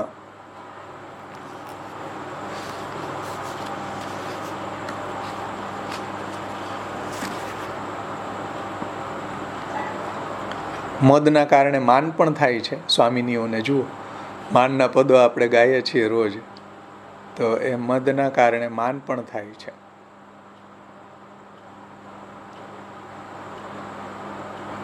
અને ઠાકોરજીને પણ માન થાય છે, સ્વામિનીઓને પણ માન થાય છે. આનંદ હવે આવે છે સ્વપ્ન. ક્રીડા દીવ ધાતુનો એક અર્થ થાય છે સ્વપ્ન. સ્વપ્નનો અર્થ ગોકુલનાથજી એ રીતે સમજાવે છે, આનંદને કારણે થવાવાળું સ્વપ્ન. અને તે સ્વપ્ન પછી કોઈ ભાવ વિશેષને બતાવવાવાળી, ભગવાનના કટાક્ષથી સૂચિત થવાવાળી રસેચ્છા. અને રસ ઈચ્છા પછી પોતાના ભક્તોની પાસે પોતાના ગમતા સ્થાન ઉપર જવું, એ ગતિ. એ આગળની વાત આવી ગઈ. હવે અહીંયા આપણે સમજી રહીએ છીએ સ્વપ્ન, કે આનંદને કારણે થવાવાળું સ્વપ્ન.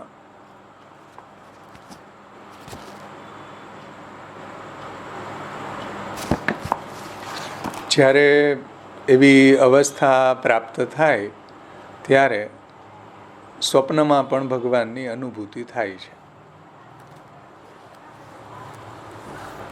તો આનંદને કારણે, એવો આનંદાતિરેકને કારણે, એવું ભગવદ્ લીલામાં આપણા ચિત્તની પ્રવણતાના કારણે, તન્મયતાના કારણે ભગવત સંબંધી જ સ્વપ્ન આપણને પ્રાપ્ત થાય છે. તો આનંદને કારણે થવાવાળું સ્વપ્ન, આવી અવસ્થા પણ ભક્તોની આવે છે કે સ્વપ્નમાં પણ એને પ્રભુના દર્શન થાય છે. અને ભગવત સંબંધી જ્યારે સ્વપ્ન આવે ત્યારે મહાપ્રભુજી એમ કહે છે કે એ સત્ય છે, અલૌકિક છે. કેમ કે એ આપણા કોઈ પ્રયત્નથી નથી આવતું.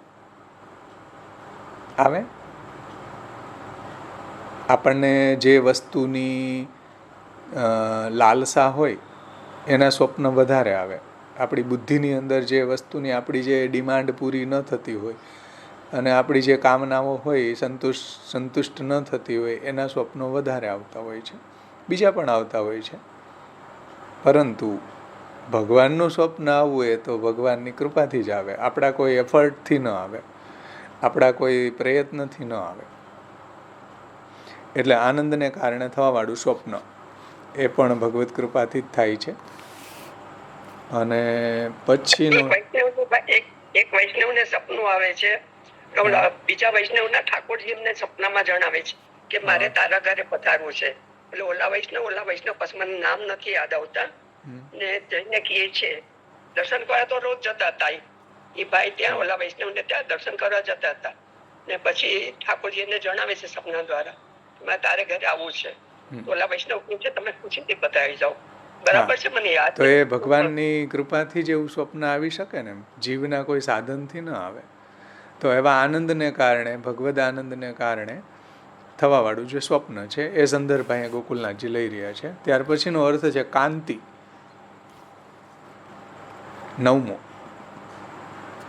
એને ગોકુલનાથજી સમજાવે છે કે તે સ્વપ્ન પછી કોઈ ભાવ વિશેષને બતાવવા વાળી, ભગવાનના કટાક્ષથી સૂચિત થવાવાળી રસ ઈચ્છા. કાંતિ એટલે ઈચ્છા, રસેચ્છા. સમજો, સ્વપ્ન પછી કોઈ ભાવ વિશેષને બતાવવા વાળી, ભગવાનના કટાક્ષથી એટલે ભગવાન જે સંકેત કરે છે, ભગવાનના જે કટાક્ષ છે એનાથી સૂચિત થવા વાળી જે રસની ઈચ્છા, રસેચ્છા.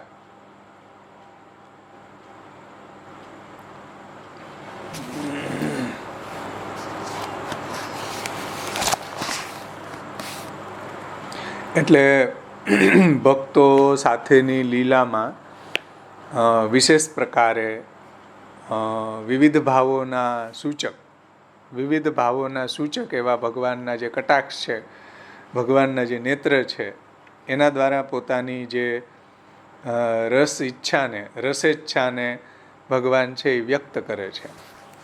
તો એ રીતે અહીંયા કાંતિ શબ્દને પણ ઘટાવી શકાય છે ભગવાનના સંબંધમાં, કે ભગવાન એ રીતે કટાક્ષ દ્વારા પણ પોતાની રસેચ્છાને વ્યક્ત કરે છે, પ્રગટ કરે છે, ભક્તોને કોઈ એવો સંકેત પ્રદાન કરે છે.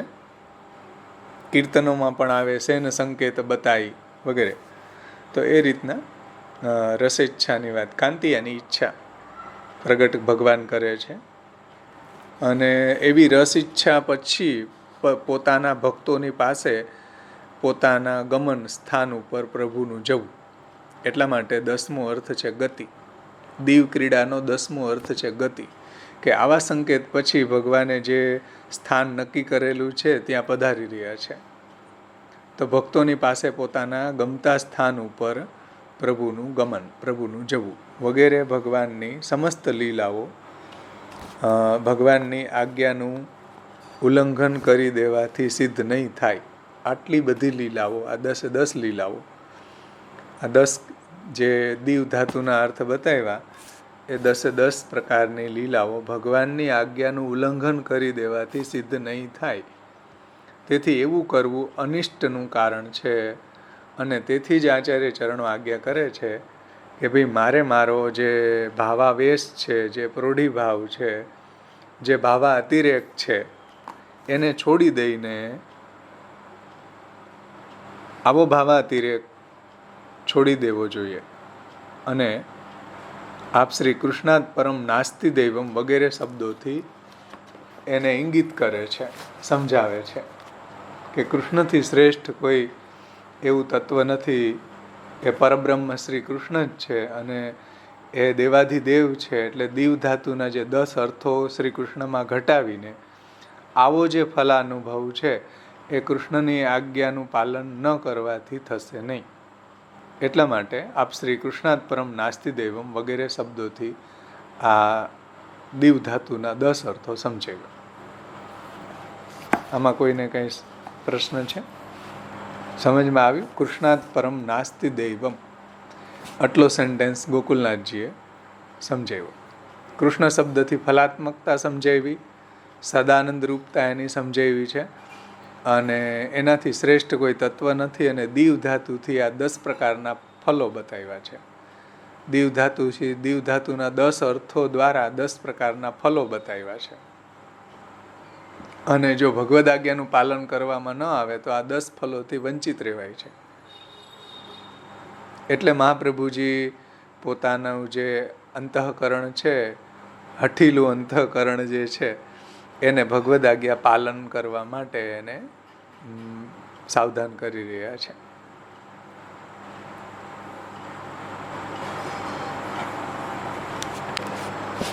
આગળ ગોકુલનાથજી કહે છે, વસ્તુ તો દોષ વર્જિતમનો અર્થ સમજાવે છે. કૃષ્ણાત પરમ નાસ્તિ દૈવમ વસ્તુ તો દોષ વર્જિતમ.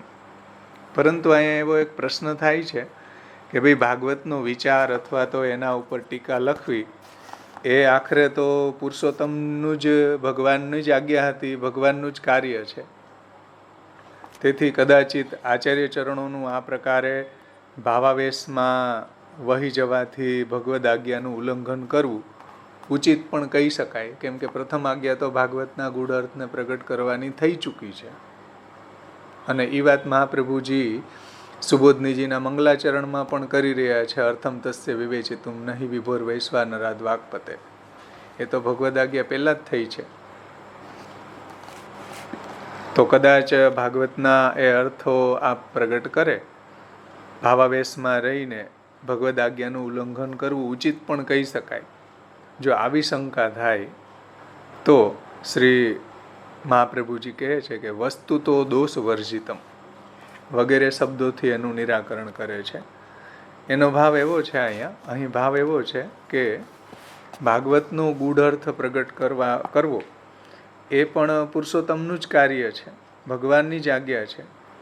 પરંતુ વિચાર કરવા પર સમજો કે પોતાના સ્વમાર્ગી સિદ્ધાંતોનું નિરૂપણ કરવા માટે પોતાના માર્ગની વિરુદ્ધ અન્ય બીજા શાસ્ત્રોના સિદ્ધાંતોનું નિરાકરણ કરવું પણ જો જરૂરી છે ને, સ્વમાર્ગના સિદ્ધાંતોનું સ્થાપન કરવું કે એનું વિવેચના કરવી કે એનો પ્રચાર પ્રસાર કરવો એ જરૂરી છે. એટલું જ પાછું સામે જે અન્ય સિદ્ધાંતો છે, માયાવાદ આદિ જે છે, માયાવાદ નિરાકરતા, સર્વવાદી નિરાશકૃત, તો જે વિરુદ્ધ અન્ય બીજા શાસ્ત્રોના સિદ્ધાંતોનું પણ નિરાકરણ કરવું જરૂરી છે જ. અને જેમાં ભગવદ આજ્ઞા થઈ હોય તેના ફલનો વિચાર કરીએ તો સમજો કે ભગવદ ભાવથી અલગ જો કોઈ બીજો ભાવ આપણામાં પ્રવેશ કરી જાય તો આ ફલ માર્ગ, આ પુષ્ટિ માર્ગમાં એ દોષ કહેલો છે. તેથી વાસ્તવિકતાનો વિચાર કરીએ તો આ માર્ગનું ફલ શ્રી કૃષ્ણ જ નિર્દુષ્ટ સિદ્ધ થાય છે. એટલે વસ્તુતઃ કૃષ્ણાત પરમ નાસ્તિ દૈવમ વસ્તુ તો દોષ વર્જિતમ. તો શ્રી કૃષ્ણ જ નિર્દુષ્ટ તત્વ છે અને શ્રી કૃષ્ણ જ આ માર્ગનું ફલ છે. પુષ્ટિ ભક્તિ માર્ગમાં શ્રી કૃષ્ણ જ ફલ છે. ભગવાન એવ હિ ફલમ સ યથા આવિર્ભવેદ ભુવિ ગુણ સ્વરૂપ ભેદેન તથા તેસામ ફલમ ભવે. તેથી એમના સિવાય બીજા ભાવોમાં પ્રવેશ કરાવવાવાળી વસ્તુઓ સંપૂર્ણ રીતે દોષ વગરની સિદ્ધ નથી થતી. એટલે ભગવત શાસ્ત્રોનું ગૂઢ અર્થને પ્રગટ કરવું, ભાગવતનો ગૂઢ અર્થને પ્રગટ કરવો સાથે સાથે આ પણ થઈ રહ્યું છે. એટલે અહીંયા ગોકુલનાથજી એ રીતે એને સમજાવે છે કે ભાઈ શ્રી કૃષ્ણ જ નિર્દુષ્ટ સિદ્ધ થાય છે ને એમના સિવાય બીજા ભાવોમાં પ્રવેશ કરવાવાળી વસ્તુઓ સંપૂર્ણ રીતે દોષ વગરની સિદ્ધ થતી નથી. એ બતાવવા માટે આપશ્રી કહી રહ્યા છે કે ભાઈ ભગવદ ભાવથી ભિન્ન ભાવ વસ્તુતઃ એટલે સ્વરૂપથી નિર્દુષ્ટ નથી. ભગવદ ભાવ જ એ સ્વરૂપથી એટલો નિર્દુષ્ટ છે. એ સિવાયના જેટલા બી ભાવ છે, જેટલા બી બહિર્મુખ કરનારા ભાવો છે, નિર્દુષ્ટ નથી, એ તો દોષવાળા છે. એટલે કૃષ્ણાત પરમ નાસ્તિ દૈવમ વસ્તુ તો દોષ વર્જિતમ. કૃષ્ણથી શ્રેષ્ઠ કોઈ એવું તત્વ નિર્દુષ્ટ નથી. પુરુષોત્તમજી વગેરેએ તો કહ્યું છે કે ભાઈ વ્રજભક્તો વગેરે જે છે એનું પણ કમ્પેરિઝન ન થઈ શકે. એની ભગવદ રૂપતા છે. કેમ કે પુષ્ટિ પ્રવાહ મર્યાદા ભેદમાં કહ્યું છે કે સ્વરૂપેણ અવતારેણ લિંગેન ચ ગુણેન ચ તારતમ્યમ ન સ્વરૂપે દેહે વા તત્ક્રિયાસુ વા તથાપિ આવતા કાર્યમ તાવત તસ્ય કરોતિ. એટલે ગુણ, સ્વરૂપ, બધી રીતે બધા જે વ્રજભક્તો છે એ ભગવાનની સદૃશ છે, સ્વરૂપથી, અવતારથી, ગુણથી, ચિહ્નથી, બધી રીતે. સ્વરૂપેણ અવતારેણ લિંગેન ચ ગુણેન ચ તારતમ્યમ ન સ્વરૂપે દેહેવા તત્ક્રિયાસુ. ભગવાનથી એનું જરા પણ તારતમ્ય નથી, પરંતુ એની પરબ્રહ્મ રૂપતા તો નથી જ. ભગવાનથી શ્રેષ્ઠ તો કોઈ તત્વ છે જ નહીં. એમાં પુરુષોત્તમજી વગેરેની ટીકા જોશો, વ્રજભક્તો પણ ભગવાનની સદૃશ નથી. જગત કર્તૃત્વ ઇત્યાદિ જે સામર્થ્ય છે એનામાં નથી. એટલે પરબ્રહ્મ રૂપતા શ્રી કૃષ્ણની જ છે. શ્રી કૃષ્ણથી નિર્દોષ તત્વ બીજું કોઈ નથી.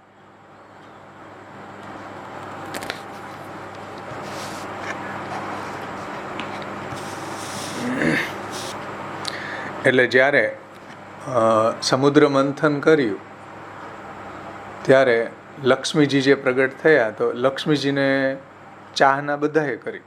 જેટલા બી ત્યાં દેવો હતા, અસુરો હતા, બધાએ લક્ષ્મીજીની ચાહના કરી. લક્ષ્મીજીએ સ્વયંવર રચવાની આજ્ઞા કરી કે ભાઈ હું જેને વરણ કરું, હું જેને પસંદ કરું એની સાથે જ મારો વિવાહ થાય. બાકી એની કામના તો બધા જ કરતા હતા. ત્યાં ખૂબ વિસ્તારથી આ વાતને સમજાવી છે. કૃષ્ણાત પરમ નાસ્તિ દૈવ વસ્તુ તો દોષ વર્જિત. કેમ કે ત્યાં જેટલા બી મોટા મોટા દેવો છે એની અંદર પણ કાંઈ ને કંઈક દોષ બતાવ્યા છે. સમજો, બહુ સુંદર ત્યાંની વિવેચના છે. થોડું તમને એનું અનુસંધાન આપણે જોવું હોય તો આપણે જોઈ શકીએ. અષ્ટમ સ્કંધની અંદર કેટલામો અધ્યાય છે? અષ્ટમ સ્કંધનો અધ્યાય પણ 8મો જ છે. 8મા અધ્યાયમાં જે લક્ષ્મીજીના સ્વયંવરનું વર્ણન છે અને લક્ષ્મીજી જે વરમાળા લઈને જાય છે, બધાને જોવે છે, બધામાં કંઈક ને કંઈક દોષ છે, બધા દેવતાઓમાં. અસુરોની વાત તો જવા દો. કૃષ્ણાત પરમ નાસ્તિ દૈવમ વસ્તુ તો દોષ વર્જિતમ. કોઈ બી એવું દેવી દેવતા તત્વ નથી કે જેની અંદર દોષ ન હોય. એટલે લક્ષ્મીજી છે વરમાળા લઈને જાય છે તો એમાં ઘણા બધા ગંધર્વ, યક્ષ, અસુર, સિદ્ધ, ચારણ, દેવતા એ બધા જને જુએ છે અને મનમાં વિચાર કરે છે કે ભાઈ કોઈની અંદર તપસ્યા છે પરંતુ એમનો ક્રોધ ઉપર કાબુ નથી. તપસ્વી ઘણા બધા મોટા છે, દુર્વાસા જેવા, પરંતુ ક્રોધ ઉપર વિજય મેળવો નથી. તો આ દોષ છે ને. જો બધા દોષ જુએ છે લક્ષ્મીજી, બધામાં કંઈક ને કંઈક પ્રોબ્લેમ છે. નિર્દોષ તત્વ, નિર્દોષ પૂર્ણ ગુણ તત્વ તો ભગવાન જ છે. તો ઘણા એવા દુર્વાસા જેવા છે, તપસ્વી છે, પણ એને ક્રોધ ઉપર વિજય નથી મેળવેલો. કેટલાક છે એ જ્ઞાન, કેટલાકમાં જ્ઞાન છે તો એવો પૂરા અનાસક્ત નથી. એટલે જ્ઞાન છે પણ ક્યાંક ને ક્યાંક પાછા આસક્ત છે. એટલે બૃહસ્પતિ છે, શુક્રાચાર્યજી છે, એ સર્વજ્ઞ છે, પરંતુ એ જ્ઞાનનો ઉપયોગ છે લોકના ઉત્કર્ષમાં છે. એનું જ્ઞાન કોઈ ભગવદગામી નથી. આવું લક્ષ્મીજી જુએ છે કે ભાઈ જ્ઞાની છે છતાં એ પાછા એની અંદર તેઓ પૂરા અનાસક્ત નથી. એના જ્ઞાનનો ઉપયોગ એ પાછો બીજી જગ્યાએ થઈ રહ્યો છે. બ્રહ્મજ્ઞાની મુનિઓ છે તો અનાસક્ત નથી, ક્યાંક ને ક્યાંક પાછી એની આસક્તિ છે. સમજાણું ને? જેવી રીતના વશિષ્ઠ છે જ્ઞાની તો પાછા નિમીને શાપ આપી દે છે. ઇન્દ્રના કહેવાથી બૃહસ્પતિએ મરુત ગણોનો ત્યાગ કરી દીધો. તો આ પ્રોબ્લેમ છે ને એનામાં. જ્ઞાની છે પણ એની અંદર આ મોટી મોટી પ્રોબ્લેમ છે. આવું જોયું. જો કૃષ્ણાત પરમ નાસ્તિ દૈવમ વસ્તુ તો દોષ વર્જિત. કેટલાક કામને જીતી શક્યા છે, કેટલાક છે કામને જીતી નથી શક્યા. જેમ એટલે કેટલાક મહાન છે તો મહાન હોવા છતાંય કામ ઉપર વિજય પ્રાપ્ત નથી કરી શક્યા. આ એનામાં ફોલ્ટ છે. મોટાઓ છે, મહાન છે, જેમ બ્રહ્માજી છે, સોમ છે, એ બધા મોટાઓ છે, પરંતુ કામ ઉપર વિજય નથી.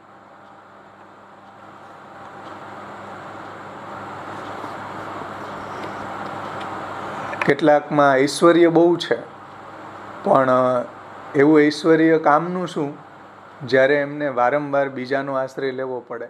એવું ઐશ્વર્ય શું કામનું ભાઈ? એટલે ઘણા ઐશ્વર્યવાળા છે પણ એને પાછો બીજાનો આશ્રય લેવો પડે છે.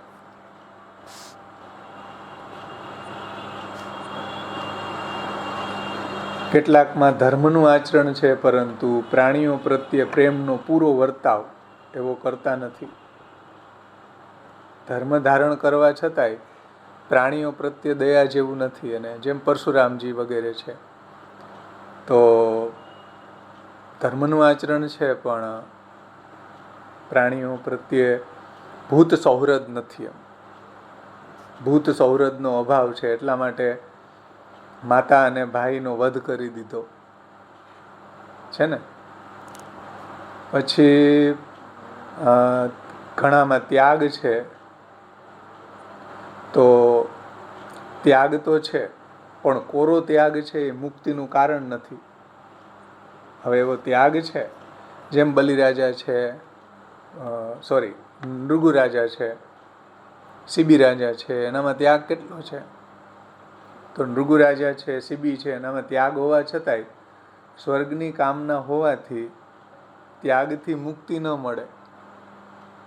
એટલા માટે આવો ત્યાગ શું કામનો? નકામો છે ભાઈ. પછી કોઈની અંદર વીરતા છે, ઘણી બધી વીરતા છે, તો એ કાળના ચક્રમાંથી બચી નથી શક્યા. એનામાં પરાક્રમ છે, વીર્ય છે, વીરતા છે, છતાંય એ લોકો કાલના ચક્રની અંદર ફસાયેલા છે. એટલે બળવાન છે. હવે બળવાન પતિ સ્ત્રીને ગમે એ ખરું, પણ ઘરમાં પત્નીને સમય આપે એના કરતાં યુદ્ધ મેદાનની અંદર એ વધારે સમય આપે તો પછી સ્ત્રીને ન ગમે, અને ગમે ત્યારે વીરગતિને પામી જાય. એટલે સૌભાગ્ય અખંડ ન રહે સ્ત્રીનું, તો એવી વીરતા શું કામની? એવું વીર્ય શું કામનું ભાઈ? ઘણા બધા વીરતાઓ છે, ક્ષત્રિયો છે, પણ પાછા કાલચક્રની અંદર ફસાયેલા છે. વીરગતિને પામે તો સ્ત્રીનું અખંડ સૌભાગ્ય ન રહે. તો આ પણ એક મોટો દોષ છે ને. કેટલું લક્ષ્મીજીએ કેટલું માર્ક કર્યું જુઓ બધામાં, મૂર્તિઓ ગોતવામાં. ભાવેશભાઈ, બીજી લિંકમાંથી વૈષ્ણવને કંઈક કહેવું છે. એક મિનિટ હું પૂરું કરી લઉં. પછી કોઈ મહાત્માઓમાં વિષયાશક્તિ નથી, પરંતુ તેઓ નિરંતર અદ્વૈત સમાધિમાં લીન રહે છે. માનો કે વિષયાશક્તિ નથી, કામના નથી એવા સનત કુમારો જેવા, પરંતુ એ પાછા અદ્વૈતના જ્ઞાનની અંદર લીન રહે છે. અને પોતાની નાસિકાના એકાગ્ર ભાગ ઉપર પોતાની જે નજર છે એને ચોંટાડીને એકાગ્ર કરીને એ રહેતા હોય છે. એટલે રસિક પુરુષો સ્ત્રીઓને પ્રિય હોય છે. આવા અરસિક પુરુષો સ્ત્રીઓને પ્રિય નથી પાછા. સમજણ ને? કોઈની અંદર લાંબુ આયુષ્ય છે, જેમ કે લોમશ ઋષિ છે, માર્કંડેય ઋષિ છે. એને લાંબુ આયુષ્ય હોવા છતાં પણ પાછું એનું વર્તન છે સ્ત્રીઓ માટે મનપસંદ નથી. કોઈનું વર્તન સારું છે તો એનું આયુષ્યનું ઠેકાણું નથી. કોઈમાં બંને છે તો પાછો એનો વેશ અમંગલ છે. એટલે કોઈની અંદર કોઈનું વર્તન સારું હોય અને કોઈનું આયુષ્ય લાંબુ હોય પણ એનો વેશ અમંગલ હોય શિવજીની જેમ, તો એ પસંદ ના આવે. અને એટલે શિવજી મંગલ કરનારા છે, સ્ત્રીને અનુકૂળ છે, છતાંય સ્મશાનમાં ક્રીડા કરનારા હોવાથી વરવાને યોગ્ય નથી. લક્ષ્મીજી આવું વિચારે છે. અને છેલ્લે વૈધા ભગવાનની અંદર કૃષ્ણાત પરમ નાસ્તિ દૈવમ વસ્તુ તો દોષ વર્જિત. એની અંદર નિર્દોષ અને પૂર્ણ ગુણતા છે. બધાય દેવી દેવતાઓમાં કાંઈક ને કાંઈક દોષ છે. ભગવાન સિવાય નિર્દુષ્ટ તત્વ કોઈ જ નથી. આ રહસ્ય અહીંયા 8મા સ્કંદમાં સમજાયું. બોલો, લક્ષ્મીજીના વિવાહ, લક્ષ્મીજીના સ્વયંવરમાં બધામાં કંઈક ને કંઈક દોષ છે, પ્રોબ્લેમ છે. અને છેલ્લે ભગવાન જે વિષ્ણુ છે એને વરમાળા પહેરાવે છે, કેમ કે નિર્દોષ પૂર્ણ ગુણ તત્વ છે, જે મહાપ્રભુજી અહીંયા કહેવા માગે છે. હવે બોલો, થોડું હું જે શ્યામ બાવાશ્રીના જે વચનામૃતો છે પુષ્ટિ વિધાનમમાં, એને હું લઉં છું. આ બહુ સુંદર આપે સમજાવ્યું છે.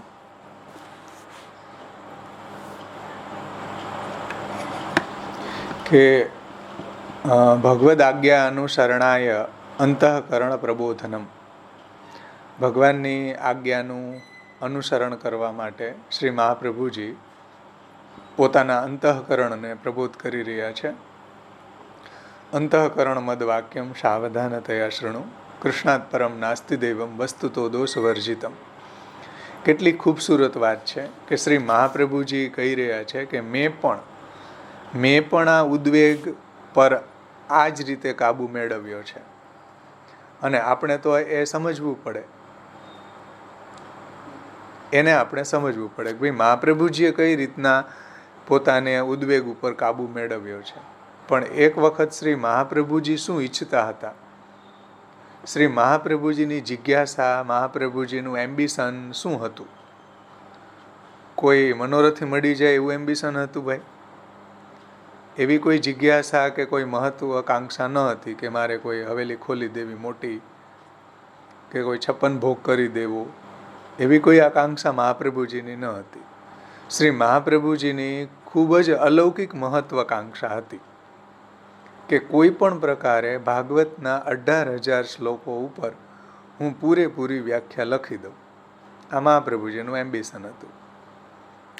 અને ઠાકોરજી એને ઉલટી આજ્ઞા કરી રહ્યા છે કે ભાઈ આ બધું હવે તમે સમપ કરો અને નિત્ય લીલામાં પધારો. તો જેણે આટલી અલૌકિક ઈચ્છા રાખી હોય, તે ઈચ્છા જો પૂર્ણ ન થતી હોય તો કેટલો ઉદ્વેગ થાય. સ્વયં આચાર્ય ચરણોને કેટલો ઉદ્વેગ થયો હશે કે જે એનો મેન ગોલ હતો કે હું ભાગવતની 18,000 શ્લોકોની ટીકાને પૂર્ણ કરું, અને ઈચ્છા પૂર્ણ ન થાય તો સ્વાભાવિક છે ઉદ્વેગ થાય.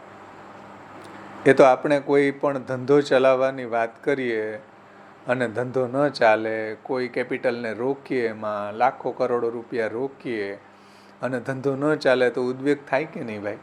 આપણો એમ્બિશન પૂરો ન થાય તો આપણને ઉદ્વેગ થવાનો જ છે. આપણી ઈચ્છાઓ પૂર્ણ ન થાય તો આપણને પણ ઉદ્વેગ થવાનો છે. લોકની અંદર પણ તમે જુઓ, કોઈ પણ વ્યાપારી સમજી શકે આ વાતને કે એટલું કેપિટલ રોકે, એટલો પૈસાનું રોકાણ કરીને ધંધો ખોલે અને ન ચાલે તો ઉદ્વેગ થાય, સ્વાભાવિક વાત છે. કોઈ વિદ્યાર્થીએ આખું વર્ષ મહેનત કરી હોય અને પરીક્ષામાં સમયે કોઈ એવા સંજોગો ઊભા થાય કે પરીક્ષા ન આપી શકે તો કેટલું ટેન્શન થાય એને, સમજો, કેટલો ઉદ્વેગ થાય એને કે આખા વર્ષની મહેનત પાણીમાં જાય કે નહીં. આખા વર્ષ જેણે મહેનત કરી હોય અને પરીક્ષા સમયે એને એવી કોઈ અનિવાર્ય સંજોગો ઊભા થઈ જાય એના જીવનમાં અને પરીક્ષા ન આપી શકે તો કેટલું ટેન્શન થાય એને. એ પેપર ન લખી શકે તો કોઈ વિદ્યાર્થી જ આ પ્રોબ્લેમને સમજી શકે, સમજે ને? એવા તો બધાય દ્રષ્ટાંતો આપણા જીવનમાં બનતા હોય છે. તમે ઘણા બધા આપણી મનોકામના હોય, આપણા ડ્રીમ હોય છે અને ઘણી બધી એના માટે આપણે મહેનત કરતા હોય છે ને એ જ્યારે એમાં આપણે ફેલ થાય ત્યારે આપણને ટેન્શન થાય, ઉદ્વેગ થાય. જેમ મહાપ્રભુજીને 18,000 શ્લોક ઉપર ટીકા લખવી હતી. તો જ્યારે આપણો મનોરથ નિષ્ફળ થાય તે સમયે કેટલી હતાશા થાય, ફ્રસ્ટ્રેશન થાય ને. તો એનાથી આપણને સમજમાં આવી શકે કે એવી જ રીતે શ્રી મહાપ્રભુજીનો કેટલો અલૌકિક મનોરથ, અને આવો અલૌકિક મનોરથ પણ પ્રભુએ સંપૂર્ણ ન થવા દીધો. તેની ચિંતા, તેનો ઉદ્વેગ શ્રી મહાપ્રભુજીને કેટલો થયો હશે કે પહેલાં એક સૂક્ષ્મ ટીકા આખી લખી આખા ભાગવત ઉપર અને ગુમ થઈ ગઈ, ખોવાઈ ગઈ. તો કેટલો હતાશા, કેટલો ઉદ્વેગ થાય, સ્વાભાવિક વાત છે. આપણી એક નોટ ખોવાઈ ગઈ હોય તોય આપણને ટેન્શન થઈ જાય, કે આપણું કંઈ નાની વસ્તુ ખોવાઈ ગઈ હોય તોય આપણને ટેન્શન થઈ જાય. તો મહાપ્રભુજીએ પોતાનું આખું જીવન એ ટીકા લખવામાં સમર્પિત કરી દીધું અને એ ટીકા ગુમ થઈ જાય તો શું થાય? અને ફરી પાછું મહાપ્રભુજી હિંમત કરીને પહેલેથી ફરીથી સુબોધનીજી લખવાનું સ્ટાર્ટ કરે તો કેટલો ઉદ્વેગ હશે. ઉદ્વેગ ઉપર તો એવા ઉદ્વેગ ઉપર શ્રી મહાપ્રભુજીએ કેવી રીતના કાબુ મેળવ્યો હશે.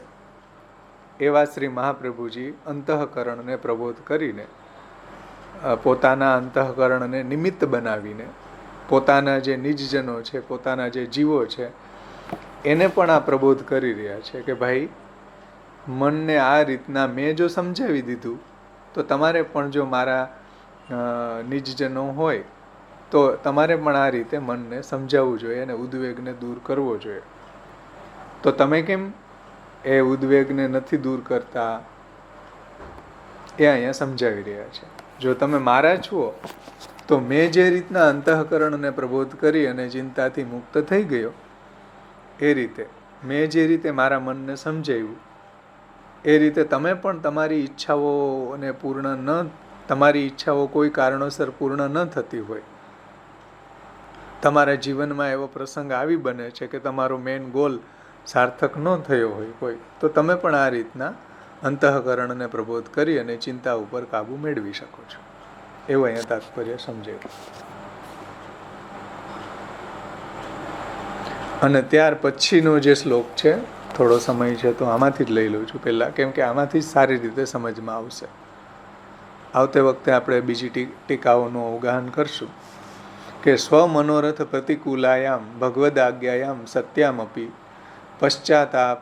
પશ્ચાતાપસ્ય અકર્તવ્યતો ઉપદેશ. એટલે પોતાના મનોરથથી પ્રતિકૂળ ભગવદ આજ્ઞા થવાથી, મહાપ્રભુજીનો જે એમ્બિશન હતો એનાથી પ્રતિકૂળ ભગવદ આજ્ઞા થવા લાગી, અને એવી પ્રતિકૂળ ભગવદ આજ્ઞા થવાથી પણ પશ્ચાતાપ કરવાની જરૂર નથી. તેથી કેટલાક સખત શબ્દોમાં, કેટલાક હાર્ડ વર્ડમાં મહાપ્રભુજી અહીંયા વાપરી રહ્યા છે કે ચાંડાલી ચેદ રાજપત્ની જાતા રાજ્ય ચ માનિતા કદાચિદ અપમાને અપી મૂલતઃ કા ક્ષતિર્ભવેત સમર્પણાદહમ પૂર્વમુત્તમ કિમ સદા સ્થિત કામમાધમતા ભાવ્યા પશ્ચાતાપો યતો ભવેત. કે કોઈ ચાંડાલી જે છે એ રાજપત્ની, રાજાની સ્ત્રી થઈ ગઈ, અને કોઈક એવો સમય આવી ગયો કે રાજાએ એને માનીતી પણ કરી લીધી. માનીતી હોવાના કારણે બધી ઈચ્છાઓ પણ રાજાએ એની પૂરી કરી, અને કોઈ દિવસ રાજાએ એના એવા જે વર્તનના કારણે, ચાંડાલી છે એટલા માટે એને એનું જે ચાંડાલપણાનું હીન જે વૃત્તિ છે એના કારણે ક્યારેક રાજા છે એ ચાંડાલીના દોષના કારણે રાજા ક્યારેક ગુસ્સે થઈ જાય તો એનું રાણીનું અપમાન કરી દીધું. તો તે શું કામ વિચારે કે હવે મારું અપમાન શું કામ કર્યું? એવું કેમ ન વિચારે કે ભાઈ અપમાનિત તો અપમાનિત, ચાંડાલીની જે સ્થિતિ છે એના કરતાં તો હું અત્યારે રાજરાણી છું જ. ચાંડાલીની અવસ્થાથી તો ઊંચી કક્ષા છે ને મારી અત્યારે. એટલે રાજપત્ની હોવાથી અપમાનિત રાજપત્ની પણ ચાંડાલીથી તો ઉચ્ચ કક્ષાની છે જ, અપમાનિત તો અપમાનિત. સમજાણું ને?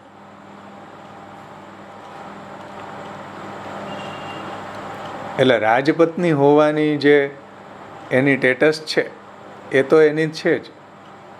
આ રીતના મનને કેમ ન મનાવે? એવી રીતના તમારી પણ કોઈ ઈચ્છાઓ પૂરી ન થઈ તો પ્રભુએ પૂરી ન થવા દીધી. પ્રભુની ઈચ્છા એવી નથી ભાઈ.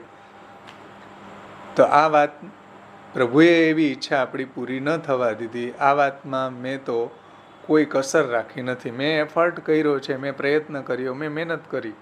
હવે ભાઈ ભગવાનને આ મારી ઈચ્છા પૂર્ણ નથી કરવી તો તમે એને સ્વીકારી લો. હવે મહાપ્રભુજીની ઈચ્છા ભગવાને પૂર્ણ નથી કરવી, મહાપ્રભુજીએ પણ સ્વીકારી લીધું અને પોતાના અંતઃકરણને પ્રબોધ કરી દીધો. એ રીતે આપણી પણ કોઈ એવી ઈચ્છા આપણા જીવનમાં પૂરી ન થાય તો એને કારણે ઉદ્વેગ, ટેન્શન, ભગવાન ઉપર દોષારોપણ આવું ન કરવું, એને સ્વીકારી લેવી. એવું અહીંયા તાત્પર્ય ટીકાકારનું છે કે એને સ્વીકારી લેવું જોઈએ કે પ્રભુની ઈચ્છા અત્યારે મારી આ ઈચ્છાને પૂર્ણ કરવાની નથી.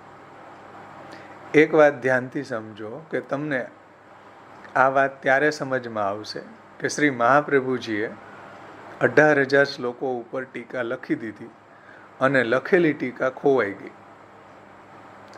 અને માધવ ભટ્ટ કાશ્મીરી હતા જે ફટાફટ લખતા હતા. મહાપ્રભુજી આચાર્ય ચરણો બોલતા જાય અને માધવ ભટ્ટ કાશ્મીરી લખતા જાય, એ પણ તીર ખાઈને નિત્યલીલામાં પ્રવિષ્ટ થઈ ગયા. સમજો. તો કોઈ જો આ ધ્યેય, આ મિશનને લઈને ચાલ્યા હોય કે ભાગવતની સંપૂર્ણ ટીકા લખવી છે અને લખેલી ટીકા પાછી ખોવાઈ જાય અને પાછો બીજો પ્રયત્ન ફરીથી શરૂ કર્યો અને એ વખતે ભગવદ આજ્ઞાઓ થવા લાગી કે તમે હવે દેહ દેશ પરિત્યાગ સ્તુતિયો લોક ગોચર યાપી પશ્ચાન મધુવને ન કૃતમ તદ્વયમ મયા. તો દેહ દેશ પરિત્યાગ કરો. એ વખતે કેટલો ઉદ્વેગ મહાપ્રભુજીને થયો હશે.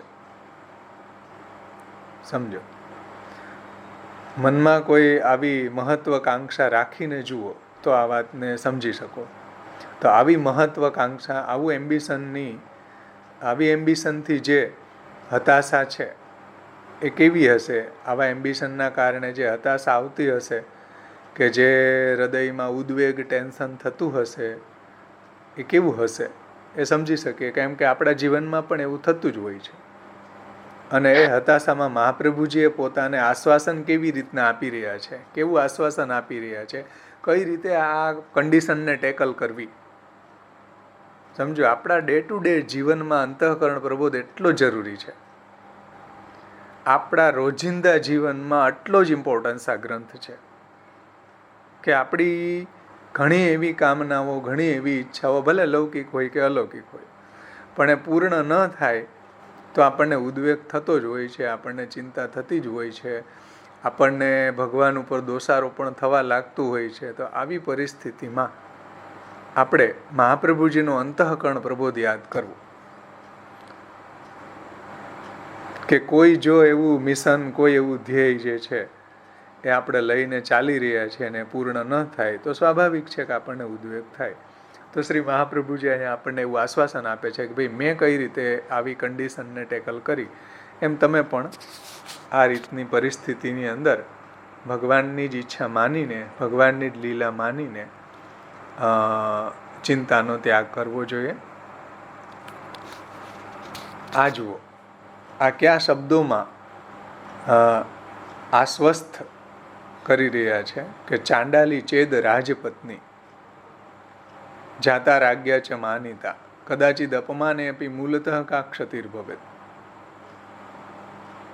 કે ભાઈ મારી લખાયેલી ટીકા ખોવાઈ ગઈ, કે ચતુર્થ સ્કંદથી 9મ સ્કંદ અને 11 ને 12મા સ્કંદના સુબોધનીજી ન લખી શક્યો તો ખોવાઈ ગઈ. 18,000 શ્લોકની ટીકા. બીજા સ્કંદોનું બાકી રહેલું વ્યાખ્યાન લખી શક્યો નહીં તો પણ ત્રીજા સ્કંદ સુધી તો લખી કે નહીં. અને ત્રીજા સ્કંદ પર પૂરી ન થઈ અને ત્યાર પછીના જે સ્કંદો છે એ સ્કંદોની વ્યાખ્યા પૂરી ન થઈ તો 10મા સ્કંદ ઉપર તો પૂરી થઈ કે નહીં? આટલી થઈ, હવે આગળ નથી કરવા દેતા પ્રભુ, તો કંઈ વાંધો નહીં ભાઈ. આટલી થઈ એ વાતનો સંતોષ કેમ નથી માનતા? આટલી તો થઈ ને ભાઈ, પ્રભુએ મારી આટલી કામનાઓ, મારી ઈચ્છાઓ પૂર્ણ કરી કે નહીં? હવે આટલી ભગવાનની ઈચ્છા નથી તો સ્વીકારી લ્યો. એમાં પ્રભુ ઉપર શા માટે દોષારોપણ કરવું? શા માટે એટલું ટેન્શન રાખવું? કે શા માટે એટલો ઉદ્વેગ કરવો? સમજાઈશ ને? તો સમર્પણ પહેલા સમર્પણાદ અહમ પૂર્વમ ઉત્તમ કિમ સદા સ્થિત. સમર્પણ પહેલા તો હું કાંઈ એટલો ઉત્તમ નથી. એટલે ચાંડાલી જે છે એનું રાજાએ અપમાન કરી દીધું તો એની જે પ્રથમની અવસ્થા ચાંડાલી અવસ્થા હતી એ તો એટલી હીન અવસ્થા હતી, કાંઈ ઉત્તમ અવસ્થા તો નથી. અત્યારે અપમાનિત તો અપમાનિત, પણ રાજરાણી તો છે ને, રાજાની પત્ની તો છે ને, ભલે અપમાનિત રહી. એમાં અહીંયા સમજાવે છે કે ભાઈ સમર્પણાદ અહમ પૂર્વમ ઉત્તમ કિમ સદા સ્થિત કામમાધમતા ભાવ્યા પશ્ચાતાપો યતો ભવેત. હવે મારી અધમતાની ભાવના શા માટે કરવી જોઈએ કે જેના કારણે પશ્ચાતાપ કરવો પડે? સમર્પણ પહેલાં હું કાંઈ એટલો ઉત્તમ તો હતો નહીં. સમજો, સમર્પણ પહેલાં તો હું કાંઈ એટલો ઉત્તમ ન હતો, અને પ્રભુને સમર્પણ નહોતું કર્યું તે વખતે જે મારી અધમતા હતી, તે અધમતાથી તો અત્યારે હું ઉત્તમ છું ને, પ્રભુને સમર્પિત છું. એ કાંઈ ઓછી વાત છે? પ્રભુની સેવા કરું છું, એ કાંઈ ઓછી વાત છે?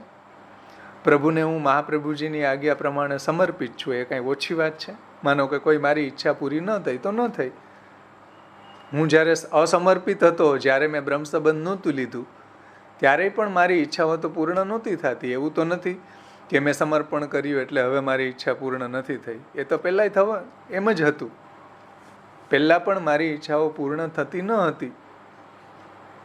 તો અત્યારે હું પ્રભુને સમર્પિત છું, પ્રભુની સેવામય છું અને ભગવત સેવા પરાયણ છું મહાપ્રભુજીની આજ્ઞા પ્રમાણે. એ કાંઈ ઓછી વાત છે? એમ પોતાના અંતઃકરણને મહાપ્રભુજી કહે છે કે આપણે સમજાવવું જોઈએ. આ કાંઈ ઓછી વાત છે? સમર્પણાદ અહમ પૂર્વમ ઉત્તમ કિમ સદા સ્થિત કામમાધમતા ભાવ્યા પશ્ચાતાપો યતો ભવે. બોલો, સમર્પણ પહેલાં ચાંડાલી જેવા જ આપણે એવા જ હતા. આને તમે બધા જ ઉપર ઘટાવી શકો. આપણા જીવનના બધા જ પ્રસંગો ઉપર આ વાતને ઘટાવી શકો. ફોર એક્ઝામ્પલ, કે મને કેન્સર થઈ ગયું.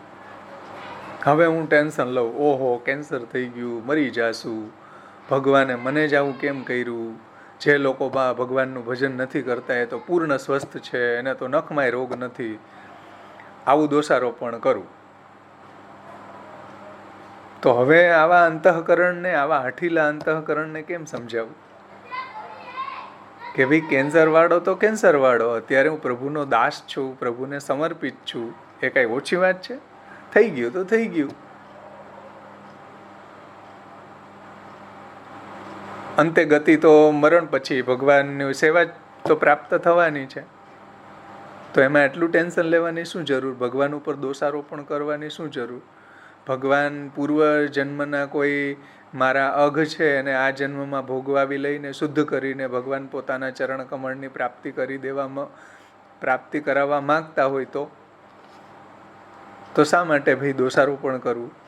તો મારે મારા અંતઃકરણને સમજાવવું પડશે કે ભાઈ કેન્સર તો મને થયું છે, એ સમર્પણ મેં ન કર્યું હોત તોય થવાનું તો હતું. જે થવાનું હતું એ તો કાંઈ સમર્પણ કર્યું એટલે થોડું કેન્સર થયું. સમજો, સમર્પણાદહમ પૂર્વમ ઉત્તમ કિમ સદા સ્થિત કામમાધમતા ભાવ્ય પશ્ચાતાપો યતો ભવેત. કે હવે મને કેન્સર થઈ ગયું તો હવે મારી અધમતા થઈ ગઈ, કે હવે મને પશ્ચાતાપ કરવો પડે. ભાઈ ભગવાને જે પરિસ્થિતિમાં આપણને રાખ્યા છે એ રીતના રહેવું જોઈએ. કેન્સરવાળા તો કેન્સરવાળા, કૃષ્ણના દાસ તો છીએ ને. કેન્સરવાળાને કૃષ્ણ કાંઈ પોતાના ચરણમાંથી રજા આપી દે કે પોતાના ચરણ આવેલા ભક્ત, કેન્સરવાળા પોતાના શરણે આવેલા ભક્તોનો ત્યાગ કરે, એવા તો કૃષ્ણ નથી ને. બોલો, કેન્સરવાળાને પ્રભુ શું અંગીકાર નહીં કરે? કે શું એને ભગવાન પોતાના આશ્રયનું દાન નહીં કરે? આગળ જ શ્લોક આવશે કે ન લૌકિક પ્રભુવત કૃષ્ણો ન દ્રષ્ટવ્યમ કદાચનમ સર્વમ સમર્પિતમ ભક્ત્યા કૃતાર્થોસી સુખી ભવા. આપણા ઠાકોરજી કોઈ લૌકિક સ્વામી જેવા થોડા છે કે ચાલો કેન્સર થઈ ગયું એટલે હવે આ બહુ કામ નથી કરી શકતો, તાને કાઢી હું. જેમ લૌકિક સેવકને રજા આપી દેવામાં આવે એમ શું ઠાકોરજી રજા આપી દેશે આપણને? એવા કૃષ્ણ કાંઈ લૌકિક સ્વામી થોડા છે કે લોકની અંદર ચાલો કોઈ કામવાળી ટાઈમે ન આવી કે કાંઈ ભૂલ થઈ ગઈ તો એને લૌકિક સ્વામી રજા આપી દે. એવા કૃષ્ણ શું આપણો કાંઈ એવા નાના મોટા અપરાધના કારણે કે આપણને કેન્સર થયું છે એના કારણે શું ઠાકોરજી આપણને રજા આપી દેશે કે ચાલો હવે હું તમારો આશ્રય નહીં થાવ ભાઈ, હવે હું તમને સેવા નહીં આપું? એવા કાંઈ કૃષ્ણ લૌકિક સ્વામી જેવા થોડા છે. સમજાય ને વાત? તો આવી પરિસ્થિતિમાં પણ ભગવાન ઉપર દોષારોપણ નહીં કરીને મારે ઉદ્વેગ ન કરવો જોઈએ. કેન્સરવાળો તો કેન્સરવાળો, ભાઈ કૃષ્ણનો દાસ તો છું ને, એ કાંઈ ઓછી વાત છે? કૃષ્ણની સેવા કરી રહ્યો છું એ કાંઈ ઓછું છે? કે કૃષ્ણએ મને પોતાનો માન્યો, ભગવત સેવા મારી અંગીકાર કરી, એ કાંઈ ઓછી વાત છે? એના કરતાં હું સમર્પણ ન કર્યું હોત તો ભટકતો હોત સંસારમાં કેન્સરવાળો, તો મારું કંઈ કલ્યાણ તો થવાનું નહોતું. તો સમર્પણાદ અહમ પૂર્વમ ઉત્તમ કિમ સદા સ્થિત. સમર્પણ પહેલાં હું કાંઈ એવો ઉત્તમ હતો કે અત્યારે મારે હવે એનો પશ્ચાતાપ કરવો કે એની અધમતાનો વિચાર કરવો કે ભગવાન ઉપર દોષારોપણ કરવું. એટલે અંતઃકરણને સમજાવવું બહુ જરૂરી છે. આ અંતઃકરણ મદ વાક્યમ સાવધાન થયા શૃણુ, બધા પ્રસંગોમાં તમે આ જ ફોર્મ્યુલાને અપનાવો જોશે તો જ આપણને બધા ચિંતા, બધું ટેન્શન કે બધું ફ્રસ્ટ્રેશન કે ભગવાન ઉપર દોષારોપણ આ બધામાંથી નિવૃત્ત તો જ થઈ શકા છે. આ અંતઃકરણ પ્રબોધ જો આપણે હૃદયમાં ધારણ કરશું, આપણે પણ મહાપ્રભુજીની જેમ આપણા અંતઃકરણને પ્રબોધ કરશું તો આપણે બધી જગ્યાએ ભગવાનની લીલાની સ્વીકૃતિનો ભાવ આપણા હૃદયમાં પ્રગટ થશે. અન્યથા આપણને એવું જ વિચાર આવશે કે કેમ મારા જીવનમાં જ આવું બન્યું, કેમ મારી ઈચ્છા પૂર્ણ ન થઈ. તો આવું મહાપ્રભુજી કહી શકતા હતા ને કે ભાઈ હું તો કૃષ્ણનો દાસ, ઇતિ શ્રી કૃષ્ણ દાસસ્ય વલ્લભસ્ય હિતમ વચન, હું તો વાકપતિ, હું તો કૃષ્ણાસ્ય, મારી ઈચ્છા કેમ પૂર્ણ ન થઈ. પણ મહાપ્રભુજી આવું ઓબ્જેક્શન કોઈ ભગવાન સામે ઉઠાવ્યું નથી. નહીં, ભગવદ ઈચ્છા તિરોહિતા જાતા. સુબોધનીજીની પહેલા સૂક્ષ્મ ટીકા લખી હતી, તિરોહિત થઈ ગઈ. ભગવદ ઈચ્છા તિરોહિતા જાતા, નો ઓબ્જેક્શન. ઠાકોરજીએ જે કર્યું એ હિતમાં જ છે મારું. હું તૃતીય સ્કંદથી લઈને એટલે ચતુર્થ સ્કંદથી લઈને 9મા સ્કંદ સુધીની ટીકા ન લખી શક્યો. પ્રભુની ઈચ્છા ભાઈ આટલું ઓછું છે? તૃતીય સ્કંદની સુધીની ટીકા લખાણી ને 10મા સ્કંદની લખાણી એ કંઈ ઓછું છે? તમારા 12 વર્ષ 15 વર્ષ અધ્યયન કરો તો એ પૂર્ણ ન થાય એટલી ટીકા મહાપ્રભુજીએ લખી સુબોધનીજીની. તો એ કંઈ ઓછું છે?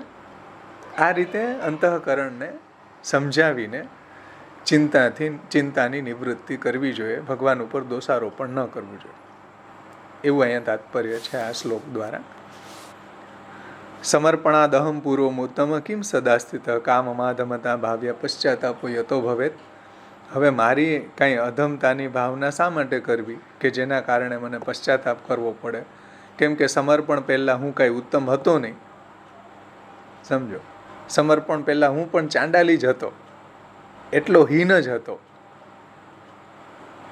હવે હું પ્રભુનો દાસ છું, પ્રભુનો શરણાગત છું, પ્રભુ મારી પાસેથી સેવા લઈ રહ્યા છે મહાપ્રભુજીના સિદ્ધાંત પ્રમાણે. મહાપ્રભુજીના સિદ્ધાંત પ્રમાણે હું સેવા કરી શકી રહ્યો છું. આ કાંઈ ઓછી વાત છે કે જેના કારણે હવે મારી ઈચ્છા અત્યારે પૂર્ણ ન થાય તો એનું ટેન્શન કે ચિંતા કે પશ્ચાતાપ કરવો પડે? સમર્પણ પહેલાં હું કાંઈ ઉત્તમ હતો? પ્રભુને સમર્પણ નહોતું કર્યું તે વખતે જે મારી અધમતા હતી તે અધમતાથી તો સમર્પિત છું તે કાંઈ ઓછી ઉત્તમતા છે? ભલે ને કેન્સર થઈ ગયું તો થઈ ગયું, ભલે ને બીમારી આવી ગઈ તો આવી ગઈ, ભલે ને કોરોના આવી ગયો તો આવી ગયો, પણ સમર્પણ પહેલાં હું કાંઈ એટલો ઉત્તમ હતો નહીં જેટલો હું અત્યારે ઉત્તમ છું. તો હવે સમર્પિત થયા પછી મારા મનોરથ પ્રભુની ભક્તિ સંબંધી પૂર્ણ નથી થઈ રહ્યા. હું ભાઈ લૌકિક મનોરથની વાત નથી, ચલો, પણ મારા એવા અલૌકિક મનોરથો પણ પૂર્ણ થઈ રહ્યા નથી. તો શ્રી મહાપ્રભુજીની એક વાત ધ્યાનથી સમજો કે સુબોધનીજી લખવા એ પ્રભુની ભક્તિની જ એક અભિવ્યક્તિ હતી કે નહીં? મહાપ્રભુજીનો પણ અલૌકિક જ મનોરથ હતો સુબોધનીજી લખવાનો.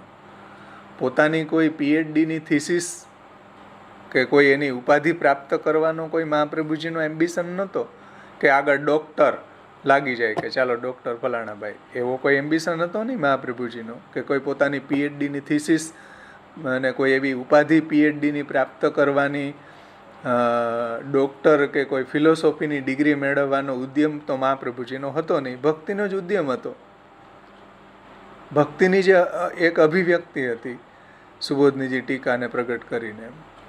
તો પોતાની ભક્તિને શ્રી મહાપ્રભુજી આ પ્રકારે પ્રગટ કરવા ઈચ્છતા હતા કે હું 18,000 શ્લોકો ઉપર સુબોધનીજી લખી દઉં અને તે ભક્તિ પૂર્ણ થઈ રહી નથી તો હતાશા આવશે જ. સમજો કેટલી તીવ્ર હતાશા હશે કે ફ્રસ્ટ્રેશન હશે, પરંતુ એના ઉપર શ્રી મહાપ્રભુજી કહી રહ્યા છે, પરંતુ તેના પર શ્રી મહાપ્રભુજી કહી રહ્યા છે કે નથી થઈ રહી ભક્તિ તો નથી થઈ રહી, પણ મારી પણ ભક્તિ પૂરી થઈ નથી. મેં જે આ એમ્બિશન લીધો હતો કે જે એમ્બિશન રાખ્યું હતું, જે મારી ઈચ્છા હતી કે હું 18,000 ઉપર શ્લોકો ઉપર ટીકા લખી દઉં સુબોધનીજી, તો એ પૂરી ન થઈ તો મારે આ વાત પર તો મારી જાતને ખુશ રાખવી જોઈએ કે નહીં, કે ભાઈ બીજા સ્કંધોની તો ટીકા લખાય કે નહીં. પહેલાં સમર્પિત નહોતો અને હવે હવે હું પ્રભુને સમર્પિત છું, તો પહેલાં તો હું અસમર્પિત હતો, હવે તો હું પ્રભુને સમર્પિત છું. અને સમર્પિત થયા પછી કદાચ ભક્તિ પૂરી ન થઈ શકી, કે મારી કોઈ ઈચ્છા પૂર્ણ ન થઈ શકી, અલૌકિક ભગવત સંબંધી ઈચ્છા ન પૂરી થઈ શકી, તો પણ હું સમર્પિત તો છું જ ને. એમાં તો કોઈ વિક્ષેપ નથી આવ્યો, એમાં તો કોઈ પ્રભુએ મારો ત્યાગ કર્યો નથી. હું પ્રભુને સમર્પિત છું, પ્રભુની સેવા પરાયણ છું. તો એ કાંઈ ઓછું ફલ છે? એ કાંઈ ઓછું રહસ્ય છે? મારા માટે કાંઈ એ ઓછી ઉપલબ્ધિ છે? આવો વિચાર કર હે અંતઃકરણ, આવો વિચાર કર. એવું અહીંયા આપણે પણ આપણા અંતઃકરણને સમજાવવું જોઈએ કે ભાઈ કોઈ આપણી કામનાઓ પૂર્ણ ન થઈ, કોઈ આપણા એવા ડ્રીમ, કોઈ આપણી એવા સ્વપ્ન હતા, કોઈ એવા આપણી ઈચ્છાઓ હતી પૂર્ણ ન થઈ, ભલે અલૌકિક હતી, તો પણ અત્યારે જે પ્રભુએ આપણને આપણું સમર્પણ સ્વીકાર્યું છે, આપણી સેવા પ્રભુ અંગીકાર કરે છે, આપણને આપણો પ્રભુમાં દ્રઢ આશ્રય છે, એ કાંઈ ઓછી ઉપલબ્ધિ છે?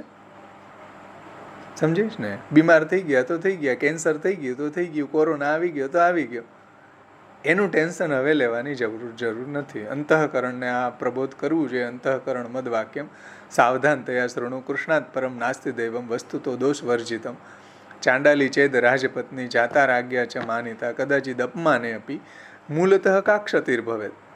જેમ ઓલી ચાંડાલીની જે રાજરાણીપણામાંથી ક્ષતિ નથી થતી, એમ આપણે પણ આપણી જે ભગવત સેવા કે ભગવત સમર્પણ કે ભગવત શરણાગતિ કે ભગવત ભક્તિ જે આપણને પ્રાપ્ત થઈ છે, કે પ્રભુએ પ્રદાન કરી છે, એનાથી તો આપણને કોઈ ક્ષતિ નહીં થાય.